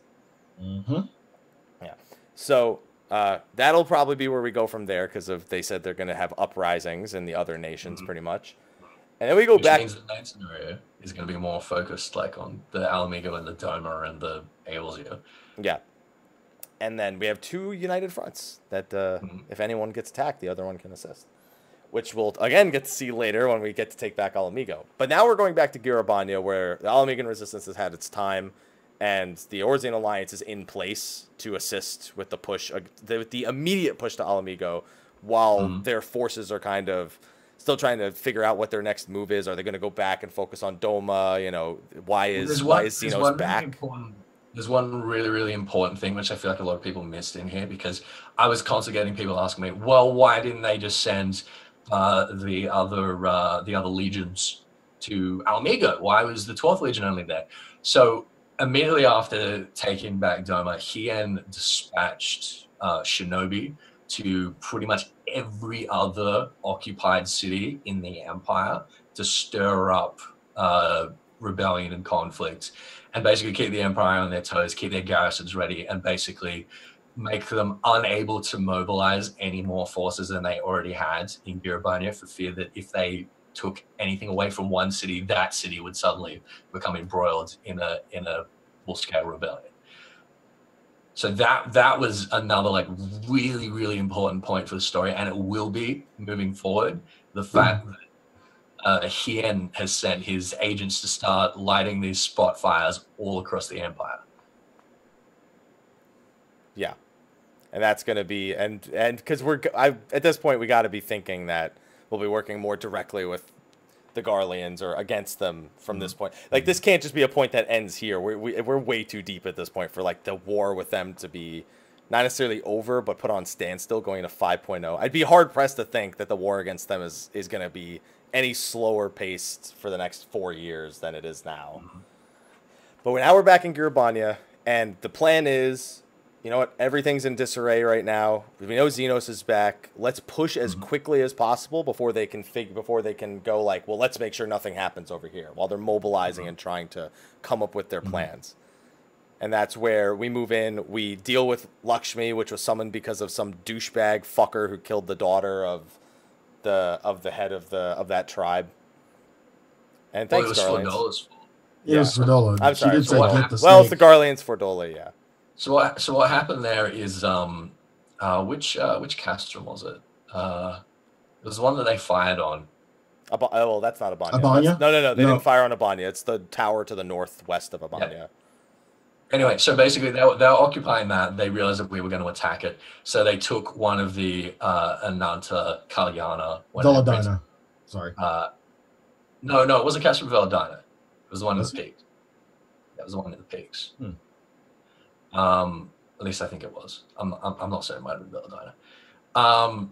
Yeah, it might have been Castellum Veladina. Anyway, it's neither here nor there. So they took one of the Kalyana princesses hostage because they knew that Ananta were fighting with the Alamegans and they saw no distinction.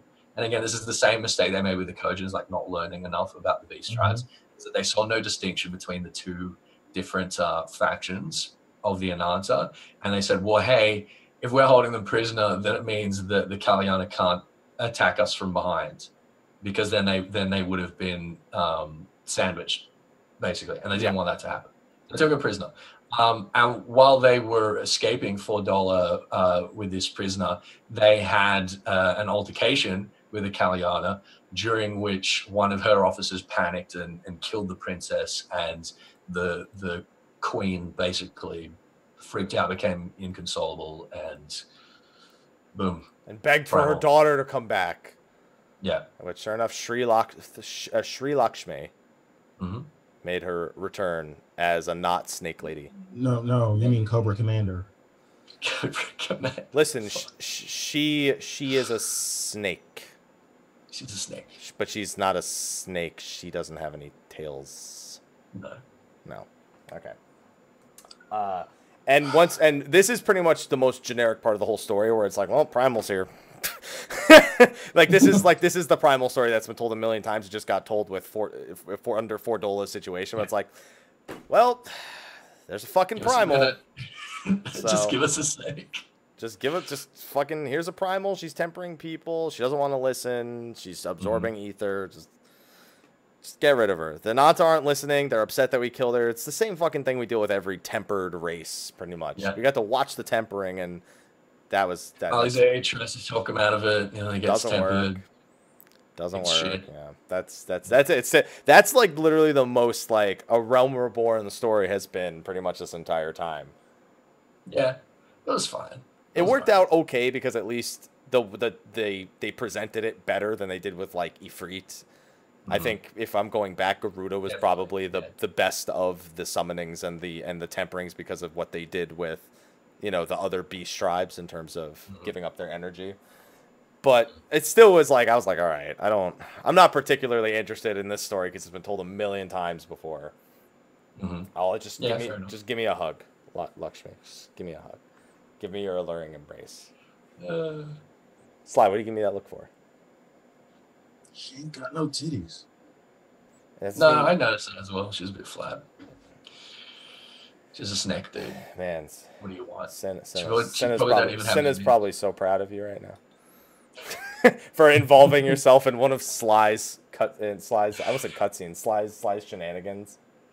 Sly's cutscenes. Yeah, Sly's. Well, he wants more cutscenes. That's for fucking certain. There you go. Yeah, you did. Yeah. So then this is where things start to get. We've been building up Lise this entire time. We've pretty much not spoken about her this entire fucking show, but the whole time she's been with us, growing as a character, helping between helping liberate Doma. But it isn't really till we get back to Girabanya after she's seen Doma liberated and she knows what's next. She knows like kind of what her role needs to be in the next part, where we actually get to see her really, really grow. Honestly, I felt like even though Lise kind of headlined in terms of character development, Alisaie got a lot of character development. Yeah. Like a fuck ton. The thing is, all these new characters that they had to develop from scratch, we've been focusing on because Alphinaud, Alisaie, and Lise are characters that while they're growing, they're not new and exciting as some of these other characters are until way later on. Like Alphinaud and Alisaie, they hit their peak in the Binding Coil. Like that was where we got to see the peak of their relationship, and now it's just kind of. I feel like that's where we got to see the peak of it. I don't feel like the Warrior of Darkness or this is really. Maybe my interest as much. Well, the thing with Gabu was a big point for Alisaie. With the baby kobold. For that. Yeah. And all that. And that is what basically inspires her to try and talk the Ananta down, which nearly gets her tempered. That was like a really important beat for her, and that's something that she's kind of been carrying with her all this time. I honestly feel like most of Alisaie's development has been off screen. It's been in that period between when we saw her in Coil and when she returned. Yeah, when she returned, having learnt red magic and fucking everything else. I mean, like I said, there were character development points, especially when she's handed the sword that from Urianger, who crafted it specifically for her, because it's like, you got to stop. That book thing that's not working. Just get that out of here. If you're gonna use a sword anyway, use a fucking sword. All right. Oh, don't worry, Galad, we'll talk about. Well, we haven't hit that point yet because he actually has not been in the story yet. Like we haven't gotten to the point where our boy Estinian has been involved yet. Yeah. So where are you going with that? So we've dealt with Lakshmi. We've dealt with Sri Lakshmi. And we're pushing into Girabanya like so rapidly that at this point you can't help but wonder if we're not making the same mistake again and being lured into a trap. We are. It just doesn't go successfully. It doesn't go as successfully as it could have. Well, Xenos is just past that point. He's like, no, I'm just gonna let them come to me. He's like, he doesn't care about any of this anymore. Yeah. He's busy preparing for his sesh with the Warrior of Light. Like, none of this war means anything to him anymore, basically. No, yeah. That's why he has no issue issuing orders to kill his own men. He's like, and at this point, it's anything at all. He just doesn't care. Yeah. If he can kill some people along the way, fucking awesome.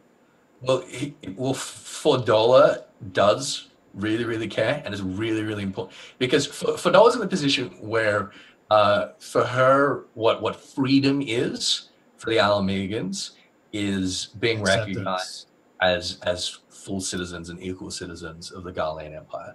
For her, there's no alternative to that. And for her, she's kind of been committed to that for her whole life. That there's nothing that she won't compromise on. And that's why, like, she fires her own people, and people are like, all right, at that point, she's a complete scumbag. The problem is that she either does that or she concedes that everything she has done to that point has been for absolutely nothing. Pretty much.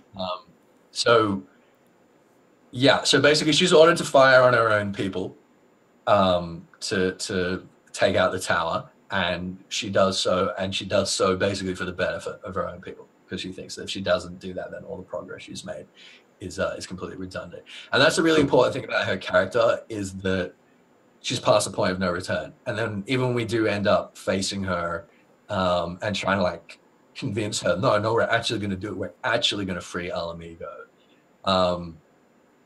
She knows at this point she's so far beyond that. Even if they did, there's no place in her for a free Alamigo. Well, she just doesn't think that she just can't believe that that's what freedom is. She doesn't agree with the way. Well, she just thinks that there's no getting through the Garland Empire. Yeah. Especially with after she learns of the little resonant project, which she learns about just before in a few scenes before she fires on the tower, where we see Kryle's been captured. She gets called a pig, which was great for the Lalafell memes. It's pretty funny. Yeah. And then that's when we learned that the Garleans are actually extracting the ether from ether-sensitive beings like Kryle and basically infusing it into their own race to give them the echo. They're not extracting it from Kryle. They're using ceruleum to inject people with ether. They basically started by experimenting on Alamegans and like other races, basically to try and basically bolster their body's kind of natural ether and their ethereal conductivity. And they worked out that they could do that to Garlands. And they were like, hey, we can actually take these Garlands who have absolutely no magical aptitude and we can just pump them full of ether and turn them into Bane, basically. Yeah.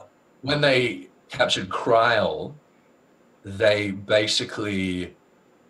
So this goes... All of this goes right back to Slyh. The kind of stuff that they found at Slyh, particularly the stuff at the Etherochemical Research Facility, they've actually taken a lot of that back with them. And the whole time that we've been kind of stuffing around with the Dragon Song War and that, they've been working on developing new weapons and new serums and new techniques. So they've worked out basically the genetic code for the Echo. And much like the Asians can artificially give the Echo to the Sahagins, as we saw in 2.2, the Garlands have worked out how to do that. They've done that to Xenos. They've done that to Fordola. They've done that to who only knows who else. But finally, we have an explanation of why Xenos has been handing our ass to us, because he has the Echo artificially. Yeah. So what do you consider the hypertuned from Castra Babania? Because they you see the pods and it looks like they're kind of undergoing the same thing. They're kind of held in almost the same pod that Kryle is on. So the final boss in Castra Babania, the big green guy, the Inferno, I think, that's being pumped up. Yeah. Yeah. When he dies, next time you kill him, take a close look at him. He's got the Garland third eye. He's a Garland. Yeah. Yeah, he is very much experimented on, even mid-fight. He's a Garland. Yeah, but he's not like a monster or like a Rogainer. He's a fucking Garland. Yeah. Yeah. So that's what they're doing. Yeah, they've built their own equivalent of the Etherochemical Research Facility, basically, and they're pumping out super soldiers. And the pinnacle of that, I mean, it's funny because it echoes back to Regulus when Regulus literally falls on Zovan's sword to protect Unakalhai. It's like, no, the Echo is going to be the secret. It's going to be the answer to all of this. And they've kind of carried that forward, and the Garlands have worked out how to actually give people the Echo artificially. So that is why Xenos has that sort of pre-conscience, that ability to kind of block Yugiri's attack without even seeing her coming. So he's basically us if we were being pumped full of ether artificially. Instead, we just grow our ether normally, and then we come back and kick his ass. Yeah, basically. So, but well, no, we don't. We cheat. To be fair, we do cheat as well. I mean, yeah, we've cheated so many times. Hey, Nidhogg. Yeah, I got his eye. Yeah, I'll give it back, but for now, pretty much, I'm good. But that's and I'm glad that they did explain it like this, because I'm like, it cannot just be that, oh no, Xenos has had superior training or whatever, because that's fucking bullshit, because we've defeated gods. We're so far beyond what the Garleans are capable of, and this is the only thing that could possibly ever top us, and they've done it. And it was so awesome. I was so stoked with it. What's especially interesting is the experiment being done on Fordolis, and she's not someone who is Garlean. She has magical aptitude, technically, being of Alamegan descent. So the effect on her ends up being pretty much twofold of what is expected on actual Garleans who have no magical aptitude. Granted, she was actually unkillable if we didn't pull the ether out of her. Yeah, that's right. So we used even without the operation. Well, no, without the operation, we kicked her ass. With the operation, she literally clarifying. She's literally like Wesker from fucking Resident Evil. That's what everybody said. Yeah, she can see attacks coming. Her body reacts without her really even needing to think about it. She can move and think faster. She can see your next move into the future. You can see into the future pretty much with her artificial echo. Yeah, exactly. She's a Jedi. We beat her because Aurianger remakes Moonbreeder's Ethereal Siphon. So basically, we're pulling the ether out of her body with a Ghostbusters vacuum cleaner. Yeah, and every time she gets a little bit back, just absorb it again, pretty much, until we literally beat her into submission where she can't even, like, there's nothing left in the well, pretty much. Yeah. And I'm interested to see where, if there's any sort of residue of that left in her, because she's still alive at this point, being held captive. She has the echo. Yeah, exactly. She has the echo. So where she goes next is what the echo. I mean, you can go one of two ways with the echo. You can either be something like us, or you can be an Ascian, basically. Yeah. So. There's a couple spots open on the Ascian roster at the moment that she's eligible for. La Habrea needs a replacement now. Yeah. Well, I'm being quite serious. The alternative, however, is that now she's going to be having this kind of echo flash. Like when we see someone in suffering and we have an echo flashback and we experience everything that they've experienced, and that has basically produced most of the Warrior of Light's character development since A Realm Reborn. That could completely change $4 being able to have that level of empathy with other people, which is what she's been lacking all this time.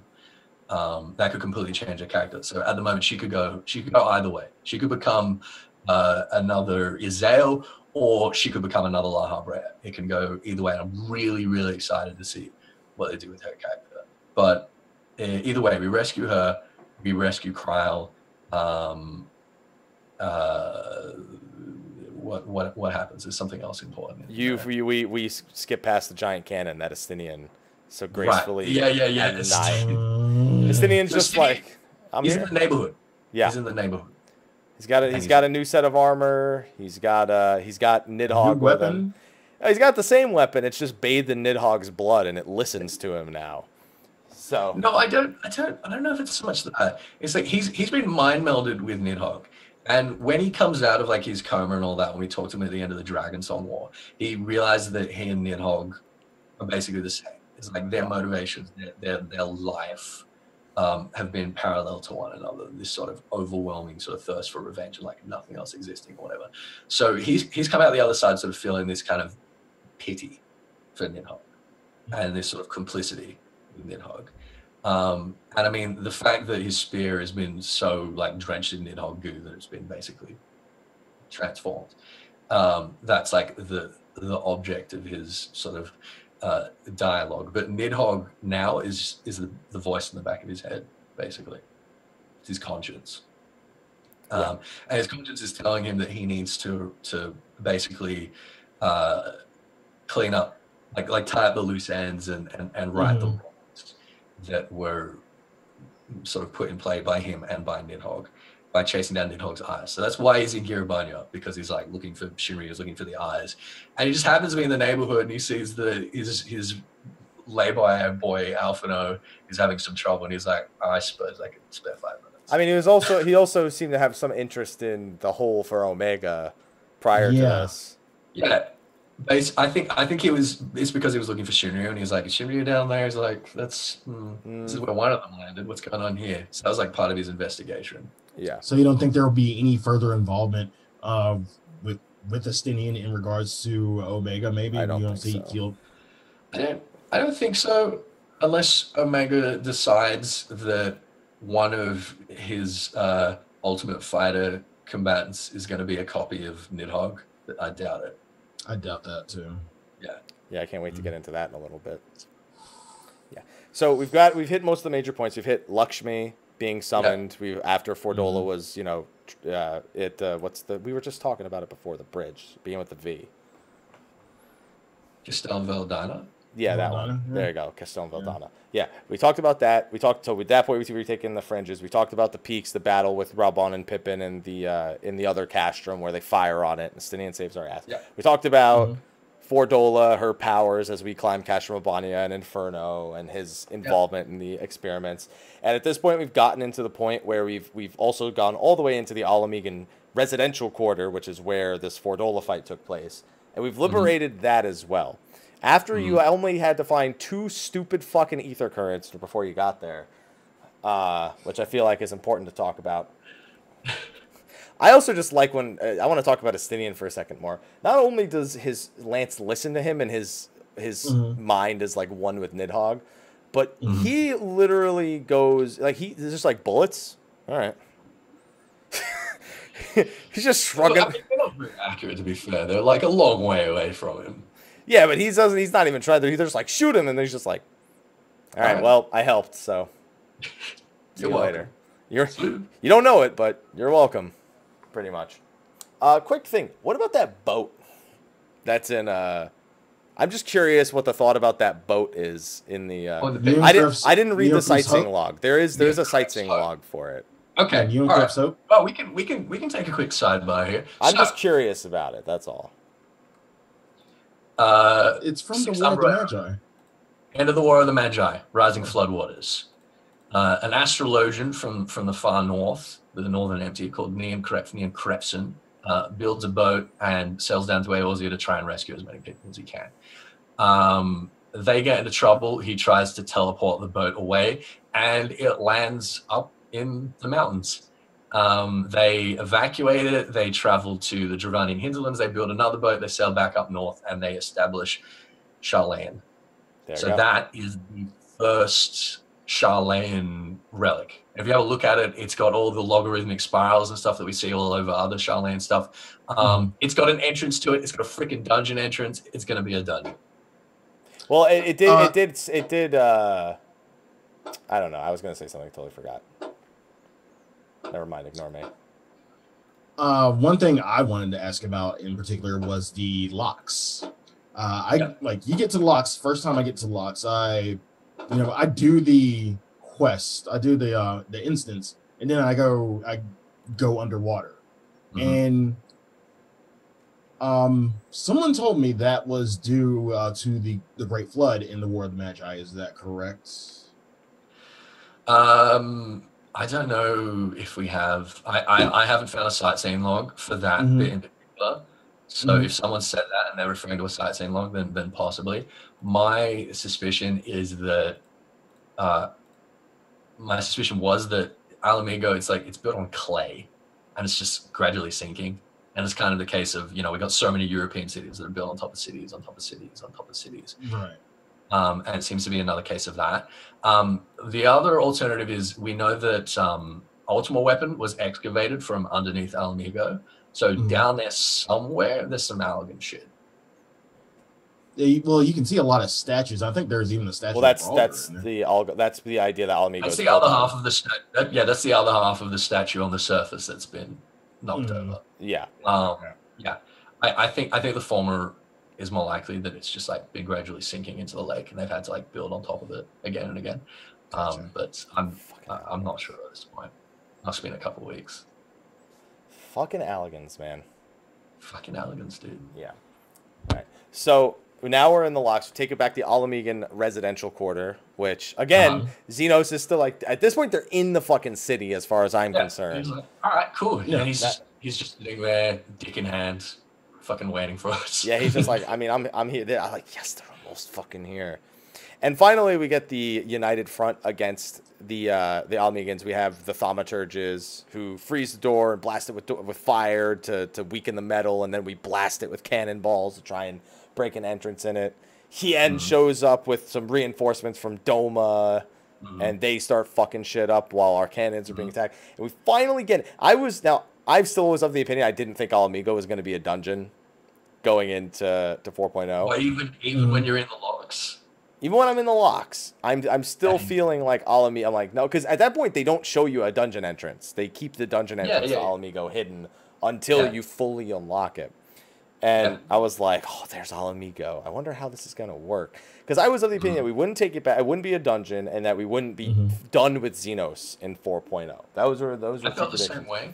Yeah, me too. I felt the same way, but particularly once we like retook Doma, once we were like in the middle of the main scenario quest, I was like, this is being paced so well, and the character of Xenos again explains all of this, why we're able to move so quickly. He wants us to. He is he's not on the side of the Garlean Empire. He's not. Any other legatus being in control of Alamigo, if Gaius was still there, we would not have pushed through half as quickly. He would have put up way more of a fight. But Xenos let us push through because we proved ourselves to him, again, being potential for his sort of worthy adversary. And he's like, all right, come on, fucking come at me. Let's do it. Let's do this. And if it wasn't for that character, it would have really, really bothered me that we liberated Alamigo and Doma and that we've gotten that whole result. But his character just in itself makes all of this, I don't want to say forgivable, but it makes the pacing make sense to me. It sort of saves the narrative from what would be some serious pacing issues otherwise. So I was perfectly happy with it. I don't know if you guys, like, after doing it, you were like, all right, fine, or whether you're still kind of a bit, I don't know. I wasn't miffed about being done with him. I was miffed about something else. So I was miffed about being done with him. You were miffed about being done with it. Like how we all just, we all just took the word miffed and ran with it at this point. Yeah, pretty much. Kind of like how we ended the Dragon Song War so prematurely. I felt like for a conflict of this nature, and in comparison to the Dragon Song War, we ended so quickly. And you're right, it was due to Xenos' pacing. He kind of brought it upon himself. But still, like, I feel like there's still a little bit to be had in this conflict. Not as much before we killed Xenos. But I kind of feel like it could have been stretched out a little bit further. I was wanting more out of this conflict, even though I think there's a little bit more out of it in terms of Varys. And you're getting that. Sure, there's going to be like counterinsurgencies and stuff like that. But I don't think that'll hit. Like 4.1 or 4.x though. Okay. Yeah. I have a feeling I know where our story's going in 4.x. So we'll talk about that after we talk about the final dungeon. Because after we get through Alamigo, we even take out Alice again. We mentioned that earlier during the dungeon itself. Hojo. But, we get to Xenos. We deal with him at what he is his full power at this point. We're worthy, although it's 4 of us at this point instead of 1 of us. To be fair, Paladin can solve that fight. It's fucking easy. Almost everything. I don't think you have enough DPS for the sword phase. That's about it. But we finish him, and at this point, he's really into it. Like, he's getting the battle he wants. He's losing it. But then he's like, all right, I got something to show you. I want to show you something. All right, I know we're fighting and all, but you should really just come with me back here real quick. I got to show you this. So then we go into the Royal Menagerie, which is basically where they would keep creatures from other regions to entertain. Who is it? The prince? Was it the princess of Alamigo? Was it the king? I can't remember. The queen. There you go. It was the queen. I was almost right. The queen's zoo, basically. Yeah, the queen's zoo. And he's decided to. He's got one thing on display in the Royal Menagerie, and that's his pet Shinryu, who's just chilling in Omega's restraints, which we'll get into again with Omega a little bit later. But TLDR. He's Omega in the end won the fight with Shinryu and engaged him, and then Xenos found him. Mm-hmm. So those aren't Garlean constraints. Those are Omega's restraints that are around Shinryu. And he's basically starts talking about, the resonant and, adopting the gift of the echo and how similar he is with the Warrior of Light. And so much so to the point where you get a dialogue option where you can tell him you'll be his friend. I'll be your friend. And I absolutely picked that I'll be his friend. Fuck, dude. Did you pick it, Ethys? No. You guys didn't want to be his friend? No, I don't want to be his friend. I wanted to be his friend. No, he's a fucking scumbag. I mean, he wants to be our friend. Yeah, too bad. I decided to be his friend. I decided to be his friend. So he ultimately goes to show off the true power of the echo that he has, where he actually not only binds himself to Shinryu, but basically makes Shinryu surrender his will to Xenos as well. And he just completely takes over his body.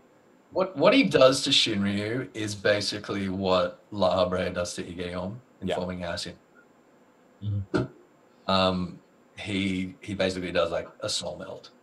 Yeah. Except he gets the winning end of the bargain in this case. Yeah, because he's... He has enough... even though he's batshit crazy, Shinryu literally is a manifestation of nothing but rage, and he has no sort of common sense. Whereas Xenos has a will. That's what draws Xenos to Shinryu, and Xenos sort of explains that. And that's why, like, although a lot of people are like, oh, Shinryu, oh, why here, whatever.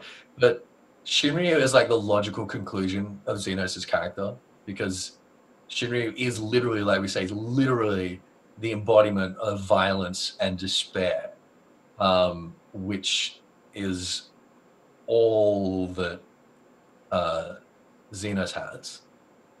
And Xenos, when you strip away the last parts of his humanity, what you're left with is Shinryu. That's what draws him to Shinryu. And that's what makes it such a logical pairing, and that's what made it such a an excusable use of Shinryu, I want to say, because we all wanted to see Shinryu in the 8-man raids, but I thought this was perfect the way they set it up. Now, Happy, when we first kind of mentioned this, like, you didn't have the story context. You just did the fight, and you were like, man, and then you didn't really walk it back, but you had the context. Okay. What are your true feelings? My tweet said when I went back and did the fight with Pugs, the scale of the fight felt more warranted for an end of the expansion encounter. Yeah, it was a way better end of expansion fight than Thornton. Sure. Yeah. Yes. But still, in terms of just him popping up in the story, even if he hadn't been necessarily in Omega, I didn't like basically, well, there's fucking Shinryu in your backyard, and now we're going to fucking kill it. Do you feel like he got shoehorned in? No, he didn't get shoehorned in. It was absolutely a fully intentional thing that Xenos had sort of plotted from the beginning. And it was, again, as Ethys had pretty much explained, I won't re-explain it again. I didn't like eventually just walking into literally the backyard of Alamigo and Shinryu's just there. I think Shinryu is the better fight. I'm still 50-50 on the musical themes. I still like Thornton's theme way too much to back down on Shinryu's theme. Like, if I could do Shinryu's fight with Thornton's theme, I would be way happy. But it's not to take anything away from Shinryu's theme. I think Shinryu hit Thornton out of the park in every way. In every way. Yeah, which is saying something. Because Thornton was pretty epic. Yeah. Yep. The scale of the fight was way better, though. Pretty much on every regard, other than not liking him just appearing, and also kind of not liking his song as much as Thornton's, in a sense. I feel like it fit better when he was fighting Omega than it did when we were fighting him, almost, in a sense. I just want to make the point, since we're about to like move into talking about Omega, Shinryu was like holy shit, like we'd never fought anything like that, except maybe Thornton and Bahamut, like maybe on a similar level. Omega fucking kicked his ass. Like we thought coming into the expansion that it seemed like it had been like a stalemate or whatever. But what really happened was Omega kicked his ass in like 5 minutes, put him in binds, and just like dropped him in the middle of the countryside and was like, all right, fuck it. That was boring. All right, let me go off here to try and find something else. Pretty much. Like Omega is like, it's just another category entirely. Yeah, his power is on literally a whole nother level, which is, again, going to be important. But after he kills by the way, if I don't see fucking Xenos clones in Shinryu Extreme, I'm going to be fucking pissed. I want to see Xenos's fucking, the clones he does in his dungeon fight. I want to see, like, or Shinryu clones that do similar shit. That's what I was going to say. We're going to see, like, the little ones we already see. Yeah. I was just thinking, they've gotten in, I hate to say it, but the Garlands have gotten in the Etherochemical Research Facility. Yeah. They could have cloned a dozen Xenoses already if they wanted to. Yeah. And then, yeah, Art of the Sword on Shinryu. There you go. Art of the Sword on Shinryu. That'll be fun for people to not pay attention to. So that's it. Royal Menagerie. We get this grand fight where even Xenos he's still not happy in the middle of the fight. He's like, this is still not enough. We need to still take it to a whole nother level. Literally carrying you on his back. Creates a new universe to fight it. Yeah. He is not. That is how unsatisfied he is. Like how much he needs to go through to feel something. All of that. And he explains that in the following cutscenes. And Lisa's really fucking upset with it. Lisa's like, all of this. Are you fucking kidding me? The fuck is wrong with you? Yeah. And Xenos is like, yeah. And it was really good. It was really good. Before finally he's felt something. He knows he'll probably never feel something again. At this point, his life's purpose is done. So he looks at you, and at least when I picked the friend option, he actually does say something like my one true friend or something like that, or my only friend. I don't remember exactly what it is. It says my first enemy, my first friend. Yeah, my first enemy. It says that regardless of your dialogue. I was hoping that was because I selected being his friend. I was really hoping that. No. And then he takes. You're not special. And then he takes his own life, and I'm like, fucked up. Oh, okay. So that's how it's gonna end, huh? I don't even get the killing blow. He's still ultimately everything went to his plan. I was happy with it. I was really happy with it. I was still sad to have him go right in 4.0. He's just moving on to bigger things. And because we both have the echo, while Lisa's charging at him, he just he slows everything down and then looks at us. Gives us a wink. Yeah, gives us the wink and then goes on. And then he's just dead in the court. And then everyone else comes to the court and they're like, "Oh shit." He's fucking dead. Yeah. And then they're just like, "All right, guys, we won the war. Let's all right, let's start singing. Let's fix their shitty anthem and put our actual anthem back on it." Yeah, I was really glad to see it because the whole way through, every quest complete, we're hearing the Ghanaian national anthem, and I was like, "What the fuck?" Yeah, I felt like shit. I mean, how else do you subjugate an entire nation than to take their? It's pretty rough. Well, I remember. I was like, "What the hell?" And I remember, like, day one, like hour one, Anonymous was like, "Oh, I bet they've just taken the Amiga." I mean, that's literally there's no better way to subjugate a people and let them know who's boss than to take their national anthem and change the lyrics to the nation that's only probably in Al Amigo. That's not actually probably like the Garlean anthem, like if you go back to Ilsabard or something like that. Yeah, who knows? Or Garlemald. Yeah. But that was really nice. Like, it was super, super cheesy. It was like, "Oh, the bad guy's dead," and then everyone just spontaneously breaks in a song. But I'm like, but how else could they? How else do you celebrate liberation? It's like shit. It's Mercaday right now. That's what we do. It was a real sort of Star Wars kind of moment. But I'm like, yeah, but this is like a real Star Wars kind of plot, which makes sense because Final Fantasy XII is very often compared to Star Wars, and this is the 12th Legion we're dealing with here. So I loved it. I thought it was great. I thought it was really, really good. And then that's when we start wrapping up to the conclusions. We get Lisu's kind of accepted that she can't be a part of the Scions anymore. She needs to, be responsible for Ala Mhigo. And it probably has no fucking idea what she's doing, and it's going to be a key point going forward. Oh, yeah. I'd like to take this opportunity to bring up the monk job quests, because our boy Vidargelt is he's finally ready to be king. He's finally feeling ready after about 20, 40 levels worth of quests. He's like, you know what? I've done it. And the main key point is he finally conquered the final demon of his father, and that he has completely ended that, which is the Corpse Brigade. And finally shut down the one final piece that his father had set in stone. And that covers 2 points. One, that allows him to bring back monkism, which the Corpse Brigade was designed to pretty much annihilate. And it's it's the last piece of the Empire where his father had influence.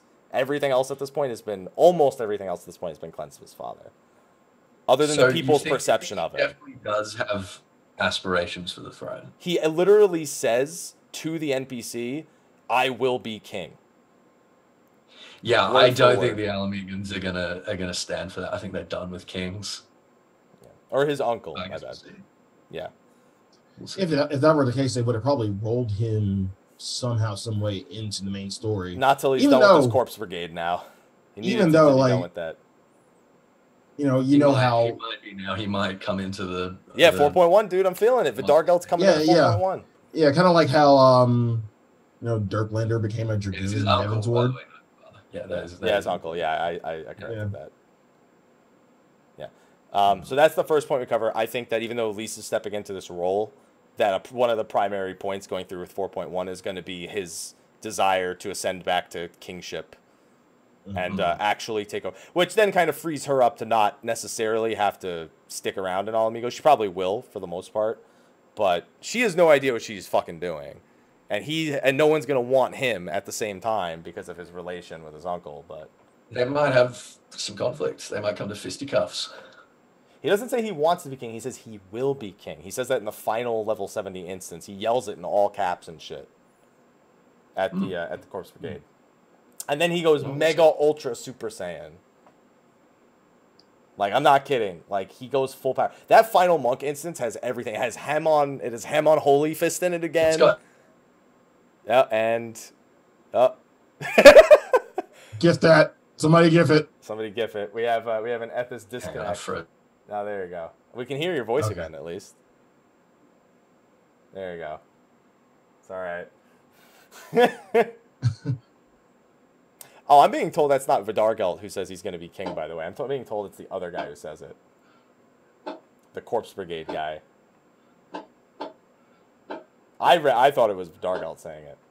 It was a pretty big rumble. I think he's still having troubles over there. It sounds like a fucking grandfather clock is ticking. I know it's his chair, but still.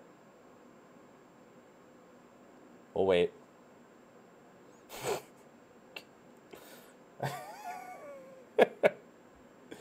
It's all right. Let me tell you, Sonny, about some Stormbloods. All right, I had to drop out of the call. That fucks up the appearance here because now I don't have set up. Oh, he just got rid of the video, I think. Unless that's you making that sound. Because it says he's not here anymore, but I just heard what very clearly sounds like him. You probably hear fireworks. Oh, those fireworks? Okay, there we go. I'm just back in the call. Yeah. Mercaday. I think my Wi-Fi just sent a hiccup. Sorry about that. All right, no problem. So I'm being told that was actually, I misread the text. It was the Corpse Brigade guy who was saying he will be king. Oh, so Vidargelt didn't actually say that? No, so I'm going to go back and reread some things to make sure I'm good for that. Well, I haven't done the mic quest yet, so I can't. Yeah. All right, I'm going to go back because that was a key point that I thought I read. That I thought it said Vidargelt said he wanted to be king. So I'm going to go back and read that again, just to make 100% certain. But I still think we're seeing him in 4.1. At this point, we can't, like, for fucking 4 more, we can't, like, at level 90 still have him being like, well, you know. Like, if there's any point to start resolving him and his story and his influence, it has to be now. We can't wait any longer. It's this is it, man. Almigo's free. I'm interested to see where it goes. I imagine that he's probably going to be focusing more just on rebuilding the Fist of Raga. Yeah. But we'll see. Especially when we get the lore for the Temple of the Fist with Coral Fist in there, which is so good. Pretty solid point. I'm not a big fan of the dungeon because the second boss pisses me off, but and the first boss is boring, but Coral Fist makes up for it. So now we have the other closing points. We have the cutscene with Varys and Elidibus. How dare you? Who's the face? Who's the face? That's the question. Any guesses? It's easy. Like, it's easy. Okay. Every single time we have it. First of all, this is the only trick that the writers got. Yeah.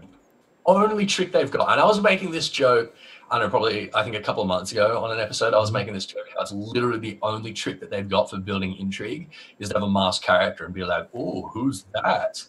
And every single time it comes around, I'm like, guys. And if I commit to it, eventually, it's got to be true. I mean, look, let's just play it out. We didn't meet Elidibus till 2.1. Gaius disappeared in 2.0. We never found the body. Elidibus needs a body. Elidibus needs a body. Some people have been saying, it could be Regular because Regular's his childhood friend. Again, we're talking about two people. Two people whose faces we haven't seen.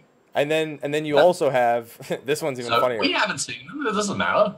It means but that means like even keeping his face a secret wouldn't have made sense because we don't know what Gaius's face actually looks like. It would make perfect sense. That's what I'm saying. We'd see a Garland eye, and we'd be like, "Oh shit!" That can only be one of 7 people. Yeah. So people are suggesting it might be Regular, but if it is, then Elidibus must have been using someone else's body beforehand. So whose body was using beforehand? I like the suggested one where resistance it could be Varys' father, younger Varys' father. I think that's a little bit of a stretch because he didn't die. Once again, we didn't get reports of his death until after he was sick, but we didn't get reports of his death until after we had already met Elidibus. So here's why he'd be upset that it was Gaius. He was fighting for a war of secession during 2.0. Yeah. Gaius had effectively seceded from the Garlean Empire. He'd been recalled to the capital to fight in this war of secession, and he was like, no, I've just found the ultimate weapon, you guys. No, like, I got work to do here. Like, fuck you guys. He was not super popular in the Garlean capital at that time. And Varys would be none too impressed if he saw Gaius again. And the how dare you would work on a whole bunch of different levels. I mean, there's also the theory going around that he just literally took his mask off and had Varys' face, and it's like you think he's done the Empire Strikes Back. Yeah, he's done the full-on switcheroo where Luke seeing his own face in Darth Vader. Yeah. Another possibility that comes to mind for me. Don't know how exactly he died. Don't remember. Solus, maybe. Well, yeah, isn't that what we were saying earlier? Yeah, you were saying it could be Solus was his grandfather. Grandfather, my bad. Yeah. So many grandfathers, uncles, sons. I don't think it's Solus. I mean, it could be. I don't think so. Yeah.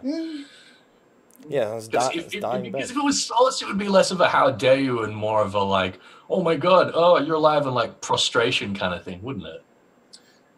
I mean, Varys is kind of full of himself now. Yeah, but that's only because Solus is dead. I mean, he didn't assassinate Solus. Solus lived until he was like 1 billion years old. Right. We lived until he was like 90-something. If Solus was full enough of himself that he thought... Varys was full enough of himself that he thought he was going to, take the throne from Solus's hands, he would have done it. I think if Varys saw Solus alive, he'd be fucking terrified. He'd be shitting himself. I don't think he'd be like, excuse me. How dare you? Yeah. Yeah, exactly. I think that's like very understated. The real nail. I'm less inclined to believe that more so than the rest. Yeah, me too. Yeah. I'd sooner believe Gaius, and I hate to say it out loud, than I would that. Like I say, it's got to be Gaius sooner or later. It's got to be sooner or later. I mean, the list of people that can be mask revealers is getting like shorter and shorter. Yeah, pretty much. So, the next one we have is Gosetsu and Yatsuyu on an island, pretty much. Both He's about to get some booty. No. He's about to get some booty. No. I think what's going to happen is Gosetsu is fully committed to bringing her in and seeing her sort of stand trial. And she could be instrumental in feeding us intelligence that can be useful for future campaigns against the Garlands. And that she's going to be an important political prisoner. I don't want to see a redemption arc for her, but I would like to see her being useful to us. I mean, she cried though. Yeah, I don't exactly see a redemption arc, but I do see her some way being thankful that he saved her in some kind of form of, I can see her like chilling out a little bit, like starting to take a little bit of a chill pill over the next couple of patches, but I don't think she's going to be useful. Gosetsu, on the other hand, is this is how if I was writing Gosetsu, this is how I would play it. He tried to die, and he was so satisfied with the way that he was going. He was like, "Fuck yeah, finally done it."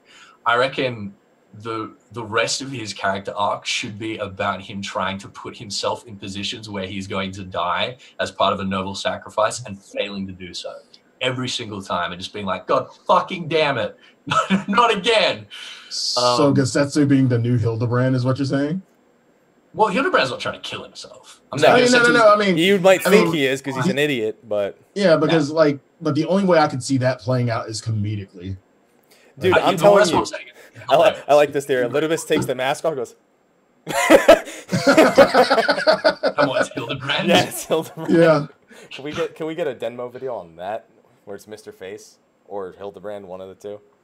I do like Gosetsu's gonna like learn the value of the second chance he's been given, but I hope that it's not before he does try to kill himself like another half dozen times through these last stand noble sacrifice kind of things and fails to die, and it's like fuck. So we've got Yatsuyu, we've got Fordola, and it's a matter of what's going to happen to both of them. And then we have two more scenes still to talk about.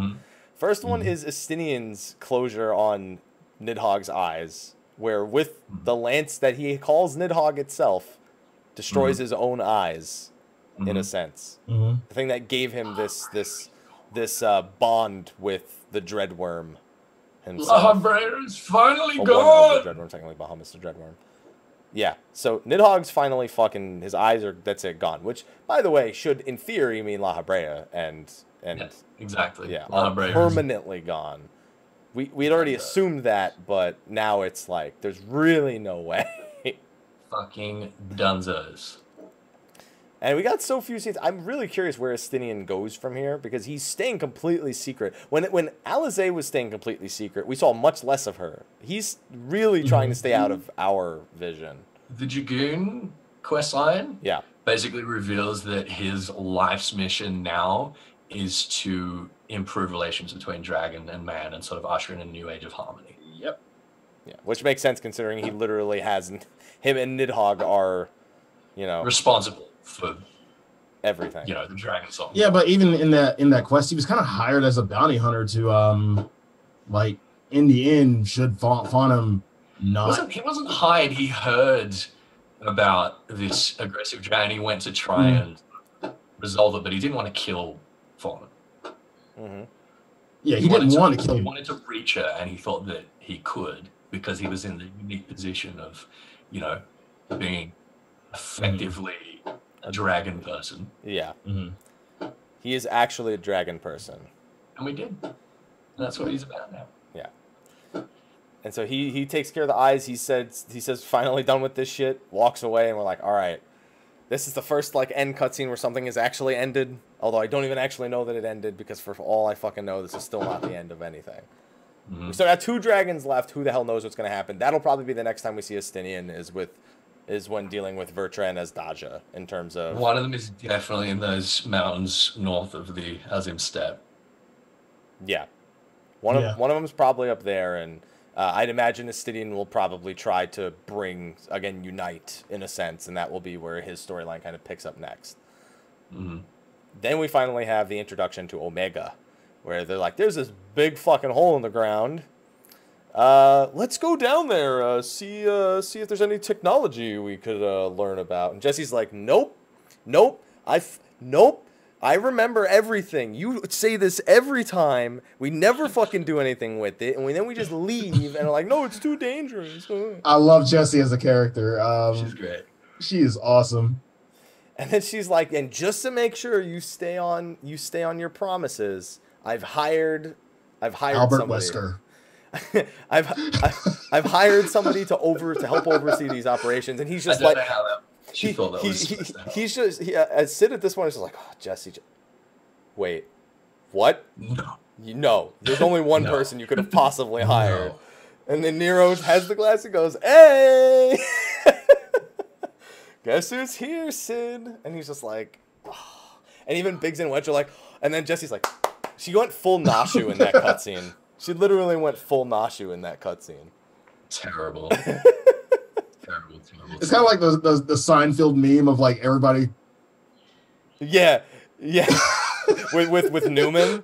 Yeah, Newman. Newman's like. That is 100% accurate. And that leads us into the interdimensional rift, which just came out today, but we've at the last minute decided to include it. We'll talk about the story first, then I'll get your thoughts on the actual encounters and expectations going into Savage. Sound good? Mm-hmm. So, I mean, it starts off pretty much right where it left off. We're going to find out. But something that didn't happen before is now there's all this goop. Now it's not goo. It's ether. It's ether, but it looks like goop, like Ghostbusters goop, as far as I'm concerned. And we're preparing to go in there, and all of a sudden, this chocobo doesn't belong here. Look at this art. Even they're like, that's clearly a chocobo, but it's clearly not a chocobo.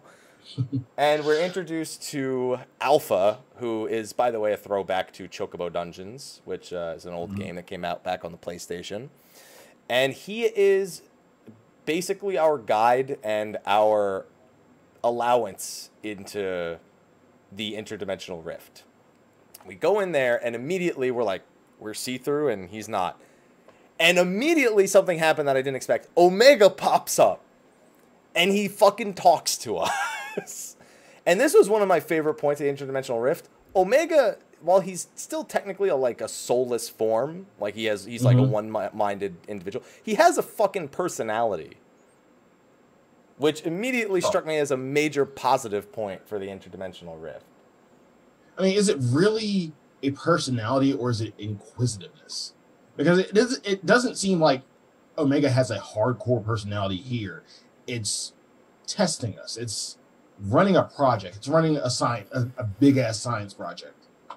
Yeah, where he holds all the cards. We know how many cards he holds while we're in there, and later we'll learn how many cards he actually holds. And he basically and we're like, what if we don't want to participate in your little experiment? He starts erasing us from existence, and we're just like, okay, say yes. Please just say yes, everyone. Don't talk about, just yes, because otherwise we disappear. He's like, you're only allowed here because I let you, so just fucking listen. Right. And not to mention, Midgard-Sormer gives us the truth about Omega as well, which is another big thing. Even Midgard-Sormer... That wasn't expected. Yeah, I didn't think Midgard-Sormer was going to have anything to do with... I would have never suspected Midgard-Sormer had anything to do with Omega. He basically lets us know that Omega's fucking alien from another dimension, from another existence.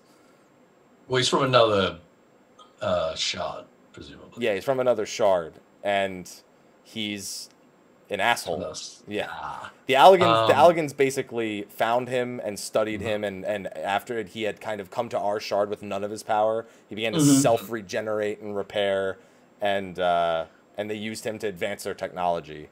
Yeah. Basically, he put them forwards. Like they developed etheric chemistry, and they'd gotten to the point where they could like,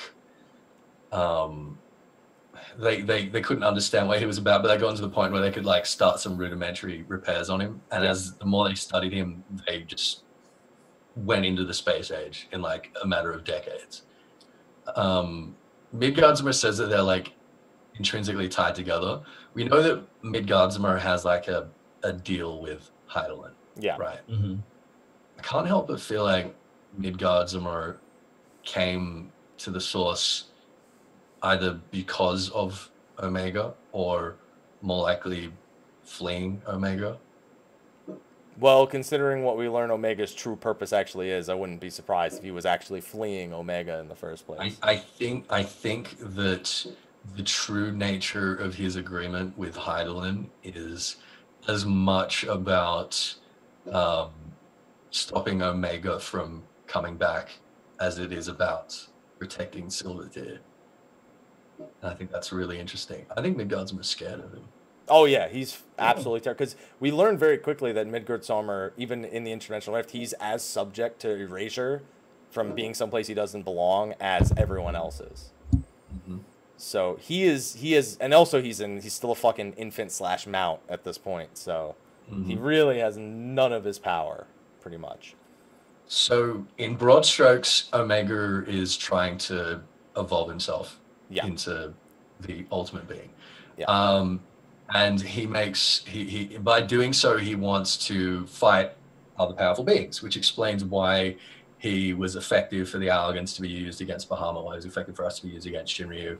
Obviously, the Alligans managed to like make some sort of restraints that he's managed to break free of. We broke him free, pretty much. Yeah, effectively. Now, the interesting thing, and the thing moving forward that is going to be the most important, is that he makes no distinction between what is real and what is imagined. Is that he learns about other beings, other creatures, or whatever that are powerful and that he thinks are worth sort of pitting himself against.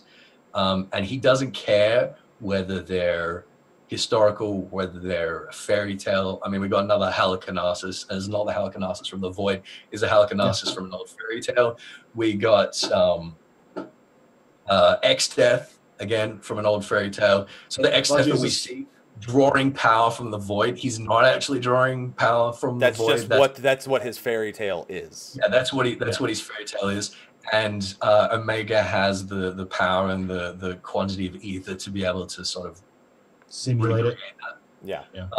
So it means that basically there are absolutely no rules for what we can fight. Yeah. If you go into your minion guide and you look at like wind up minions of characters from previous Final Fantasy games, they tend to say that there's some old like Eorzean story or fairy tale or whatever which is associated with them. So we could be fighting anyone from any Final Fantasy game in pretty much the same way as they appear in that Final Fantasy game, and just explain it being like, oh, well, it's not a historical thing, it's just like an old fairy tale. I'm scared. So by the way, I'd like to read you a quick excerpt from my wind-up X-Death minion. Retrieved in the Deltascape, this full metal automaton is a recreation of a terrible villain appearing in ancient legend. While its scintillant blue armor suggests the figure is a knight, X-Death was believed to be a powerful warlock born from a tree. So there you go. I mean, that's literally just saying this is his legend, and it's exactly Final Fantasy V's plot, pretty much. Yeah, exactly. I'm terrified that Soken is working on an arrangement for One-Winged Angel. So many people I said the same goddamn thing. Yep. Another one that came up, Kefka. Yep. I put Seymour in the hat. Any version of Seymour, probably the final version of Seymour. Okay, I'm gonna take this a step further, by the way. Okay. So let's get back on track, because we already just jumped to the last boss of the Deltascape. So we have Alpha, and Alpha is our basically we can only exist there either with Omega's permission or with Alpha giving us authorization, because Alpha is a registered. Basically, Omega sends out like almost like team leaders in a sense, and he lures people into the or he lures subjects he deems worthy. He lures us. Well, specifically, he lures us. As far as we know, we're the only ones. Yeah. Created. Yeah. And then Alpha always he's the one giving us authorization going through. They even give us a solo instance, which I thought was hilarious, because there's an enemy in Final Fantasy V called the Level Checker, and I couldn't help but feel like that was my Faust. But I really hope we have to do a savage solo instance in 2 weeks where the Level Checker actually level checks us. I really hope we have the Level Checker as a fucking gatekeeper going forward, because that would be absolutely beautiful. And we get to see, they actually created a zone. It's small in terms of interactable, but the interdimensional rift is an area you can go to and hang out in a sense. You can just only hang out in the areas immediately outside of the combat zones. Get some coffee. Yeah, you can get some coffee, because, you know, Tataru still didn't want it. Sorry. And we're basically told that we have to participate. Again, there's 89 participants, I think he says, or 89 subjects he wishes to test, and we fight the first 4 that exist within the Deltascape, which is... We're playing the Running Man. Yeah, I mean, that's pretty much what we're doing. It's the fucking Tournament of Power, dude. We're fucking going full Dragon Ball Super on this thing. It's literally the Tournament of Power, except that we're not all fighting at once. And so once we're in there, we go fight by fight. We get a brief history about the fairy tale behind each of, or the fairy tale or the legend that led to the existence of these creatures in the Deltascape. And they're all bosses from Final Fantasy V's interdimensional rift in some way, shape, or form. Halicarnassus, Catastrophe, Alteroit, and X-Death, which I called X-Death. I just didn't call him this early. You thought he was going to be the main antagonist. Yeah, I thought he was going to actually be the true antagonist, but they took it in a way better direction. Yeah. I expected X-Death, but I didn't expect them in this regard. Not as a fairy tale, not a fairy tale simulation, not as this. But yeah, we called it. And they've also now taken the point to differentiate the interdimensional rift and the void in 14's in the universe of 14's existence, even though this is between existence. They did, but no, that's what I'm saying. But this is actual furthest event in Final Fantasy history. The interdimensional rift is the void. Yeah. And then they've taken the extra step. Games, they're synonymous. Yeah, they're synonymous. Where here, the void we already established is a lost shard. But now they've really gone that full 9 yards and absolutely separated the two. Yeah, this is the space in between the shards. Yeah, So with that, any legend from any shard, of course, can lead to a boss fight. And it was real or imagined. Yeah.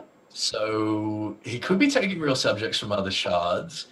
They could involve the Warriors of Darkness. I mean, haven't we really made our peace with the Warriors of Darkness? So we've been told they were going to come back, and they did come back apparently in the Dark Knight questline. And they would be deemed worthy. But if he's dragging us in, he'd be dragging the Warriors of Darkness in for the same reason. So he explains when everything's said and done, Omega basically explains that in each of these stories, there's been the overwhelmingly powerful antagonist that a much, much weaker hero has somehow been able to surmount due to some sort of miracle or whatever. Yeah. So we wanted to establish whether we possessed this quality. Yeah. So basically, he's grooming us to fight him effectively. Yeah, and that's the big thing. He basically defeated. He was originally used by the Allagans to contend with Bahamut. He was then later used to defeat Shinryu. He beat both of them, and now all he wants is another even stronger opponent, because by facing stronger opponents, he evolves, in a sense, until he becomes an actual god, and nothing can contend with his power. And then who the fuck knows what would happen at that point. Well, I don't think he has an end game. I don't think he thinks there's an end game. I know he doesn't, but we as mortals we have to anticipate that. What we're concerned about is that if we don't win the tournament, then someone else will, and that means that he'll be fighting something else even stronger than us, which is going to cause another calamity, if not completely destroy the entire shard. Yeah. So that's number one in terms of what's at stake, because a lot of people were like with Alexander, they're like, oh, it doesn't feel like the stakes. It's like, very oh, high. he's absorbing ether because he exists. Wow. Yeah. I mean, that's number one for Omega. What's at stake? Number two is that he's basically threatened to kill everyone in the world. Yeah, if we Yeah. as the He can heroes summon don't mobs participate. anywhere he wants. Yeah. He can summon anything anywhere that he wants. Yeah. He's basically able to completely manipulate reality to the point where if there's any sort of spatial like area, You can't manipulate it. He can create life. he can create life. Yeah. I mean, that's He enough. can to make the manipulate. calamity happen again, like you said. Yeah. He can only do minor life forms, but they're strong enough to Yeah. basically cause mass genocide if he wanted to. Right. Really do it. So if we don't participate in his experiment, he will literally just wipe out mankind. He's like, if you don't want to Yeah. participate, that's fine, but I'm gonna have my fun. Which is, again, Omega having a personality, even if it's not really a personality because it's just kind of his nature. He doesn't really he doesn't consider it like a trait. It's just what he is. He's got a personality as much as the Borg has a personality. Yeah, pretty basically. much. It's already made me far more interested in where this goes. I mean, he even goes as far as to when he says that the best way to make a hero kind of show their that they perform better under stress, and that the death Kill a comrade. killing a comrade is pretty much the number one way the anime way to power people up, as he's figured out. He tries to kill Biggs and Wedge, and even though he's unsuccessful, the stress alone allows him to see that he doesn't need to actually kill anyone, that just even the threat of killing the friends was enough to trigger that trait in the hero, to determine that you're a hero, basically. And this constant manipulation of the Warrior of Light is not something that we've ever experienced. Like, he can actually call all the shots on the Warrior of Light. Normally, we have people calling the shots for us anyway because we're fucking mindless. Alexander was doing that. Alexander was a time god, though. Yeah. Alexander was literally grooming us to defeat him. Yeah. He was manipulating everything the whole time. Yeah. We just didn't realize it. Whereas Omega's making his objectives clear from the start. Yeah. Which, if Alexander had done from the start, then maybe it would have been more compelling for people. I don't know. But the thing is, when it comes to the timelines, if he tells you what his intention is, then it ruins the actual... Sure. Yeah. Sure. No, that's right. When it comes full circle for Alexander, it doesn't work quite the same. The other thing that's really important to note about the interdimensional rift, which is something that I've been saying ever since it was introduced, basically, is that another one of the major complaints with Alexander was the aesthetic monotony, I guess. The fact that the steampunk theme got tired or whatever. Whereas with the interdimensional rift, there's no rules.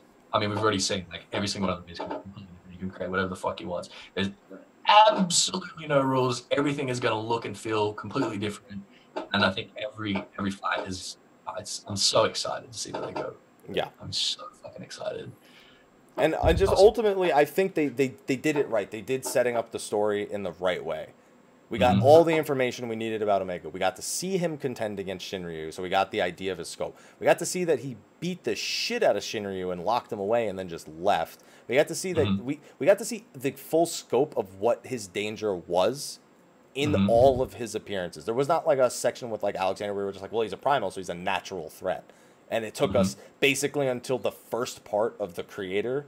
We had seen him manipulate time at the end of Midas, but we still didn't actually know what the fuck it meant. And then it wasn't until the creator where anything came to light, like what he was actually capable of with the Enigma Codex and whatnot. So the way it's more abundantly clear has already infinitely made me more interested in Omega's story, and it's a strong narrative that I think is representative of what I expected after Stormblood. But is having all the cards on the table. So one of the cool things about Alexander and about Coil is that there were a couple of moments where there were like big twists, and you were like, oh dang.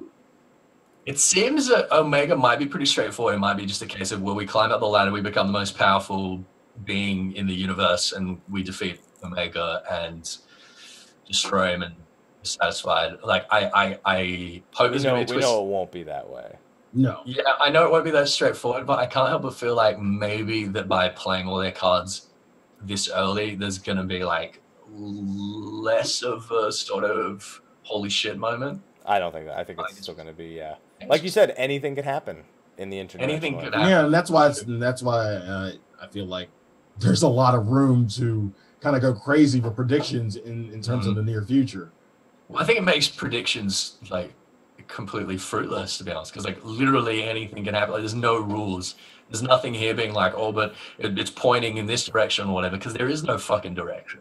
Yeah, there's no direction, but like we kind of have nostalgia to go on. If they're going off of, we can have a wish list. Yeah, we have a wish list. You can actually make a wish list for Omega, and I don't think anyone should feel stupid for having a wish list for Omega, because anything's on the cards. That's really cool. I think the big thing is we can actually make Savage canon now, because Omega could literally want us to challenge stronger versions of the same fairy tales. Yeah. In a sense. That's possible. That to be fair, we wouldn't get like additional story, I imagine, but it would still be like Omega's calling back to you in a sense. Be like, I know you defeated these guys already, but I've made modifications to their, to the way they think. We could have like a little bit of dialogue here and there in reference. Yeah, and that's what I'm saying. Would people be okay with just like a tad bit more dialogue? They could do Super Savage in the interdimensional rift. He just has a fucking alternate reality that we go to where I'm probably still using the minstrel, but I think we'll still use the minstrel. But I'm just saying, like, it's opened up literally any possibility. Anything could happen. It's the first time we can actually say absolutely anything can happen. Right. Now, I think the most important thing when talking about Savage is that we already know one major distinction that will be different in the Savage version. And this comes from Yoshida's mouth himself. Something akin to brute justice. There's already one unused music track in Omega Savage right now, and that would be what is known as the last battle in Final Fantasy V, a remix of the last battle, which would be Neo X-Death. Which leads us to believe, yes, X-Death will indeed have an additional phase akin to that of Brute Justice, where he takes on the form of Neo X-Death. Awesome. I'm into it. Yeah. And Yoshi himself said, for Omega, we're going to have a huge spectacle. Think Brute Justice. Be very excited, please. Which already has me, well, very excited. But then now that we've kind of covered what the bases are for Omega's plot, and obviously we still have the mystery of Alpha, what his actual role is, what's Nero gonna do, like how's his part in this gonna evolve.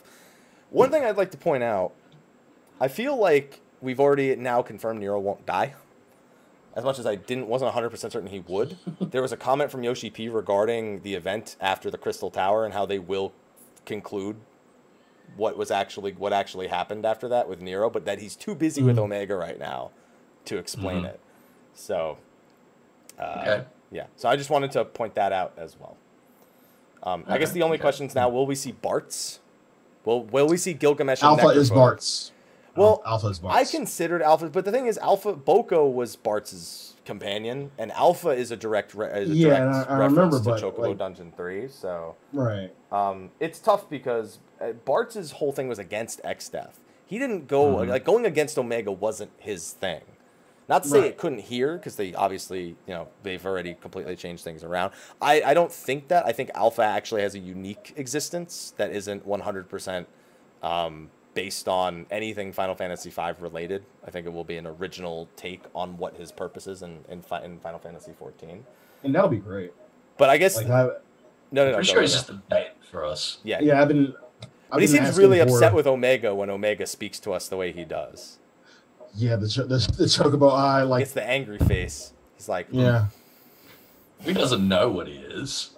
And we've been asking for like a fresh take on certain nostalgia. We talked about this a few weeks ago. A fresh take on certain things, and this is not exactly it. It's not a new story to Final Fantasy, but they're using it in a new way, and I can kind of accept that for now. Yeah, I like it. I'm into it. I like the implications for Alec and the stuff we're going to learn about Allegan history as we go through. And by the way, that reminds me, how we've been blaming everything on Allegans? We now have to blame everything on Omega, because Omega's responsible for the Allegans. Yeah, Omega's legit. Like, we've actually found a threat past the Allegans that led them to be what they are. Yeah, it's crazy. It's the first time we've ever actually seen anything that's like older than an Alleg and interacted with it. And I love the theory in the chat that Alpha's Papa Limo. Fuck you. Someone said Alpha. If Alpha is Papalymo, I will eat my shades. So I want everyone to screenshot that right there, and hold on to that for anywhere from 6 months to a year. You're on league. And keep that handy, because we're gonna need that promise at some point, because he'll either be eating shades or he won't be eating shades, and that's a 50-50 in my book. You reckon it's a 50-50? Yeah, it's a 50-50 in my book. All right, that's how statistics work. Yeah. Yep. Okay. Well, there's only 2 results, so it's 50-50 for me. Okay.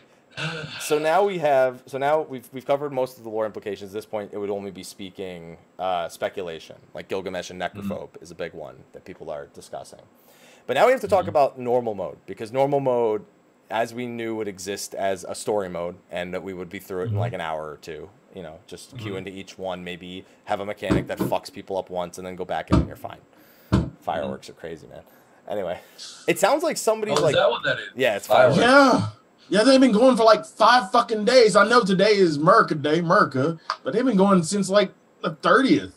Jesus fucking Christ. You gotta make sure they're working, dude. You gotta make sure they're working. Okay. Yeah.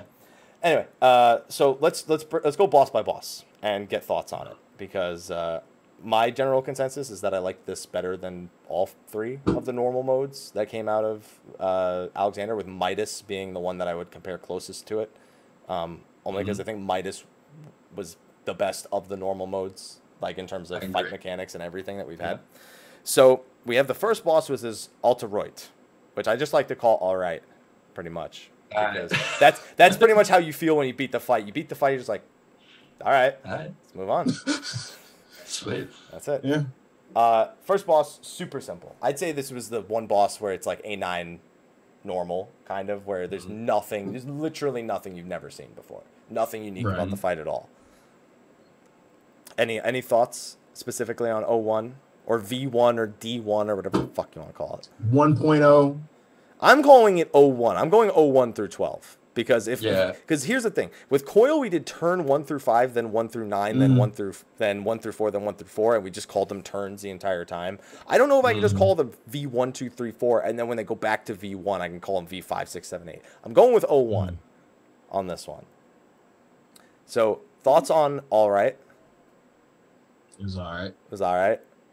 Yeah. Is that it? I mean, that's pretty much all I can take from it. I mean, I'm going to probably go back in and do some more tonight and tomorrow, just to kind of maybe get some more out of it, kind of surmise what we could possibly see in 2 weeks, but it was all right. I mean, the arena was fucking cool. I would like to point out that arena is in Dissidia because it exists in the Interdimensional Rift in Final Fantasy V. Just want to point that out real quick for anyone who has not played Dissidia. So, okay, so I think most people agree 01 is kind of just like the one fight where it's like, okay, whatever, wasn't horrible, but it's nothing to write home about. It's all right. Then we get to 02, where we meet Catastrophe, who was our next duty action encounter. He's our Vril of this part. And Nero Tolskeva gives us a levitation device. After analyzing his fairy tale, he gives us a fucking levitation device, pretty much, for this encounter. And I've never seen a fight quite like this, but at the same time, it's like, it's super simple, but like super unique at the same time. Yeah, it's incredibly gimmicky, like Vril was, in a sense. So it gives me the expectation that all things with duty actions will be super gimmicky like this. I found there was one in particular when it's got the low AoEs and the high AoEs, and there's the one position in the middle, like at the bottom, that is safe. It's fucking impossible to see. No, I thought it was easy. I did it my first time. I thought it was like you had to like angle the camera. Well, okay, to be fair, I saw the middle of the room because I took a second and I didn't make it, but I technically didn't do it the first time, but I never had a screw up on it after the first time. I'm just a little bit worried that for Savage, there's going to be something about the visual effects in that fight, which is going to make the mechanics a fucking pain in the ass. Here's what you got to do, all right? You turn your camera so that you're completely horizontal. And you just peek in between the two of them. Exactly. That's the thing. And it's like, yeah. So bottom middle. is safe. Lalafell advantages, man. Worked it out very quickly, but I was still like, yeah, but how am I supposed to see that? So I'm a little bit worried that that fight's going to be like a little bit tedious in terms of using the battle action. I liked using the levitation far more than I liked using Frill. I agree with that. Yeah, because I felt it was the same. More dynamic. I mean, it is because it's used for here's the thing. This wasn't necessarily just use it and not die, because like you start having to time it like with ones that are in the air versus ones that are on the ground versus when he lowers you versus when he raises. You know, because you don't have to do that. He has mechanics that raise you. He has a mechanic that lowers you. You know, he's got pretty much the whole kit and caboodle when it comes to dealing with the two horizontal planes. And the only difficulty is we've never seen something like that before, so a lot of players seem to panic when they see all these AoEs that they have to look at from. They're used to looking at their character from one direction above, or like from an angle, not horizontally, like in between two horizontal planes, pretty much. So I don't know. I liked this fight. I thought that this fight was a lot of fun, in like in the very simplest of ways. I just don't want to do it in the Duty Finder. I just don't want to do that because it was a bit of a pain in the Duty Finder. Yeah. So, but other than that, I like the originality. I feel like this is a theme that kind of carries through for the remainder of the encounters. Like 2, 3, and 4 all felt like fun, unique encounters, even if they took some ideas that had existed before. The way they used them was far more interesting. By the way, the number of puns I've done for 2 is out of control.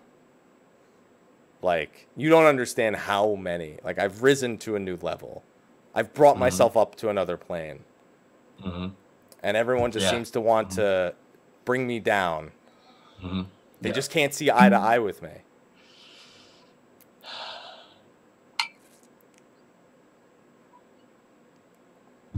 You guys know he doesn't pay us, right?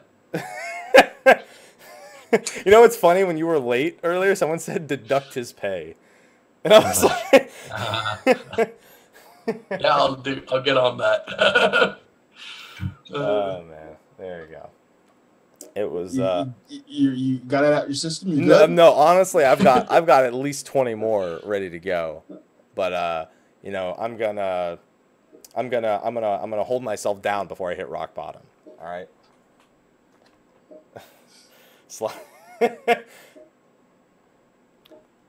Listen, you know what's something else that came funny out of that was that when I saw 100 G's, I immediately thought of like a Drake song.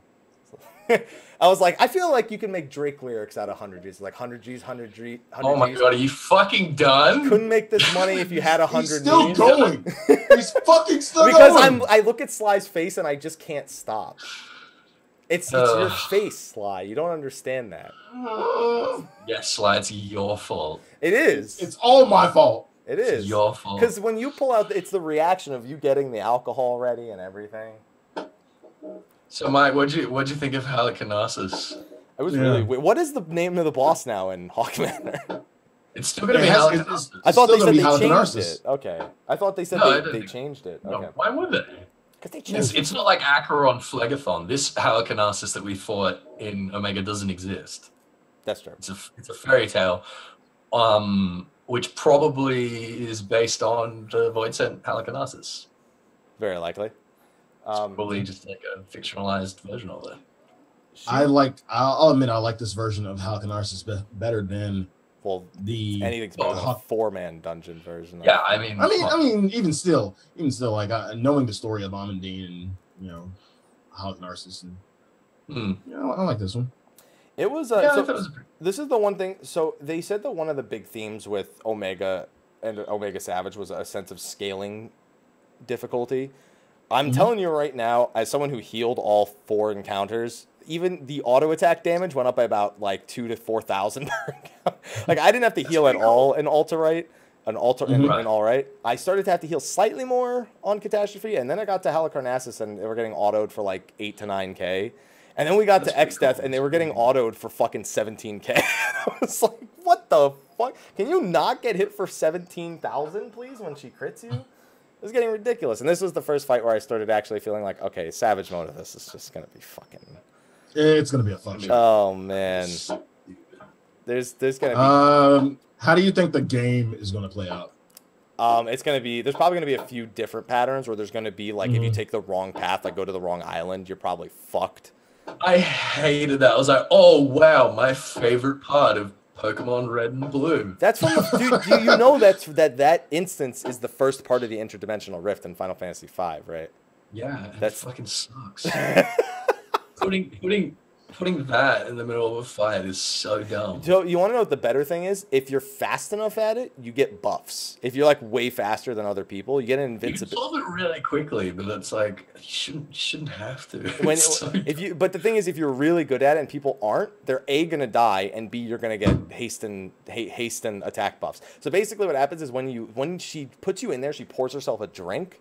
And she starts finish before she does. But it's not even just that. Maybe. Not only if you finish fast enough, but if you need to not have the invincibility buff on you from when you leave. So if you say if all your tanks and DPS leave first and your healers wait on the inside until your invincibility buff is off, and then you exit, all the other 6 will have that haste and attack buff from her drink. Okay. So I like that there's more elements to it than we see necessarily on the surface. And I have a feeling there's going to be like landmines in the way and shit in Savage, or you take the wrong path, and then there's going to be multiple. I don't think it's going to be random, but I think there's going to be multiple different types. Multiple different types of those panels right there. I can't. The panels are fine. Not just I mean the layout of the desert. Oh, no, if we're still talking about that. No. Yeah, we are. Yeah, there'll be a pit. There'll be one that leads you to your fucking doom. Like, yeah, one of the islands insta-kills you. Yeah, you just go down and just fall in. Ant lions jump up out of the sand and kill you if you hover over them or some shit. Yeah. Yeah. I can't wait. Ridiculous. I can't wait for that on Savage. The panels were cool too, though. Yeah, the panel in terms of... Oh, go ahead. Sorry. It looks like a Super Mario 64 zone. It is Super Mario 64. Yeah. Like I keep waiting for like a Koopa to jump out and like beat me to death. You keep waiting for the sun to come out the sky and try to chase you? I don't like it. I'm not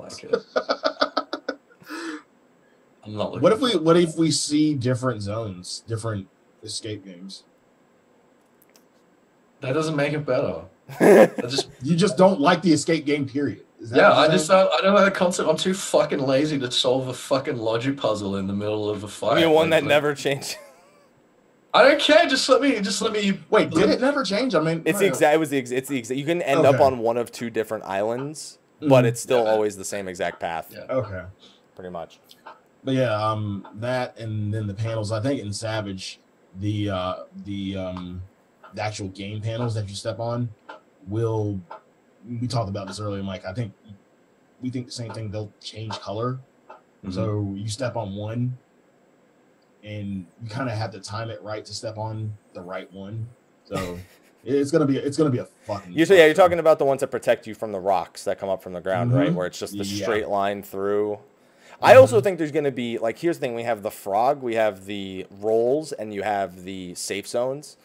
There's definitely going to be more than those 3 existing. It's not just going to be those 3 like switching around or moving like mid-encounter or stuff like that. There's going to be like those at once, like they could just stick anything's face on a fucking platform. Or what if, like, for all we fucking know, maybe the fight looks at your job composition and 8 of those panels, each one of them represents the fucking job that you're playing. Who the fuck knows? That'd be cool. That would be. And you got to fucking find the panel, and then you realize you ran 4 bards, and you all run to the same one and die. There you go. Feels bad, man. Yeah. Or maybe there's one where it's like 1, 2, like 1, 2, 3. You need 1 person on 1, 2 person on 1, 3 people on 1, or like they name exact numbers. Like there's all. We figured out that we can't do fucking numbers. No. So and then you get race panels if it's a Makote panel or fucking Elrond panel. No. There's so many possible things you could do with that fucking encounter. Halicarnassus isn't racist. Basically. I expect that fight to be full of fuckery. I expect all of these fights to be full of fuckery. I'm excited for it. I'm looking forward to it. I think Halicarnassus was a lot of fun. And then even just the march forward and back, that's probably the mechanic that kills people more than anything, is fucking all running in one direction and everyone's like looking in different directions. The person with the split damage AoE runs off into the corner and like, see ya. That was always pretty funny. And then it's both healers and you're fucked. Mm-hmm. There you go. Oh, you look way too excited about that, Ethys. Well, my heels getting fucked. Yeah. That's like my favorite part of the fight. It's hilarious. And finally, we have X-Death. Big Daddy, Big Tree, X-Death. Yes, sir. Who is very akin to Alexander normal, where he's like not... I feel like Halicarnassus was the more difficult one, like the same way Cruise Chaser was more difficult than Alexander, even in normal mode. I think that's reasonable, yeah. He's pretty straightforward, but he has some interesting... You could fall off. Yeah. In the second half, you could fall off. Mm-hmm. Faces are dangerous. Nobody knows how to see AoEs that are invisible. Don't touch the black holes. And have fun in the that out. Thunder. Did you touch the black hole? I did on purpose once. I don't know what they do. They do like 30,000 damage, give you a Vuln stack. Oh, okay. Ooh. That's not so bad. Yeah. Yeah, and I never touched a black hole. And then you're gonna learn how many AoEs you can really do back to back. So I think that the back-to-back AoE thing is actually a callback to his encounter with Guluf, when Guluf goes like Super Saiyan in a sense, because he basically chain cast spells back to back to back to back on him.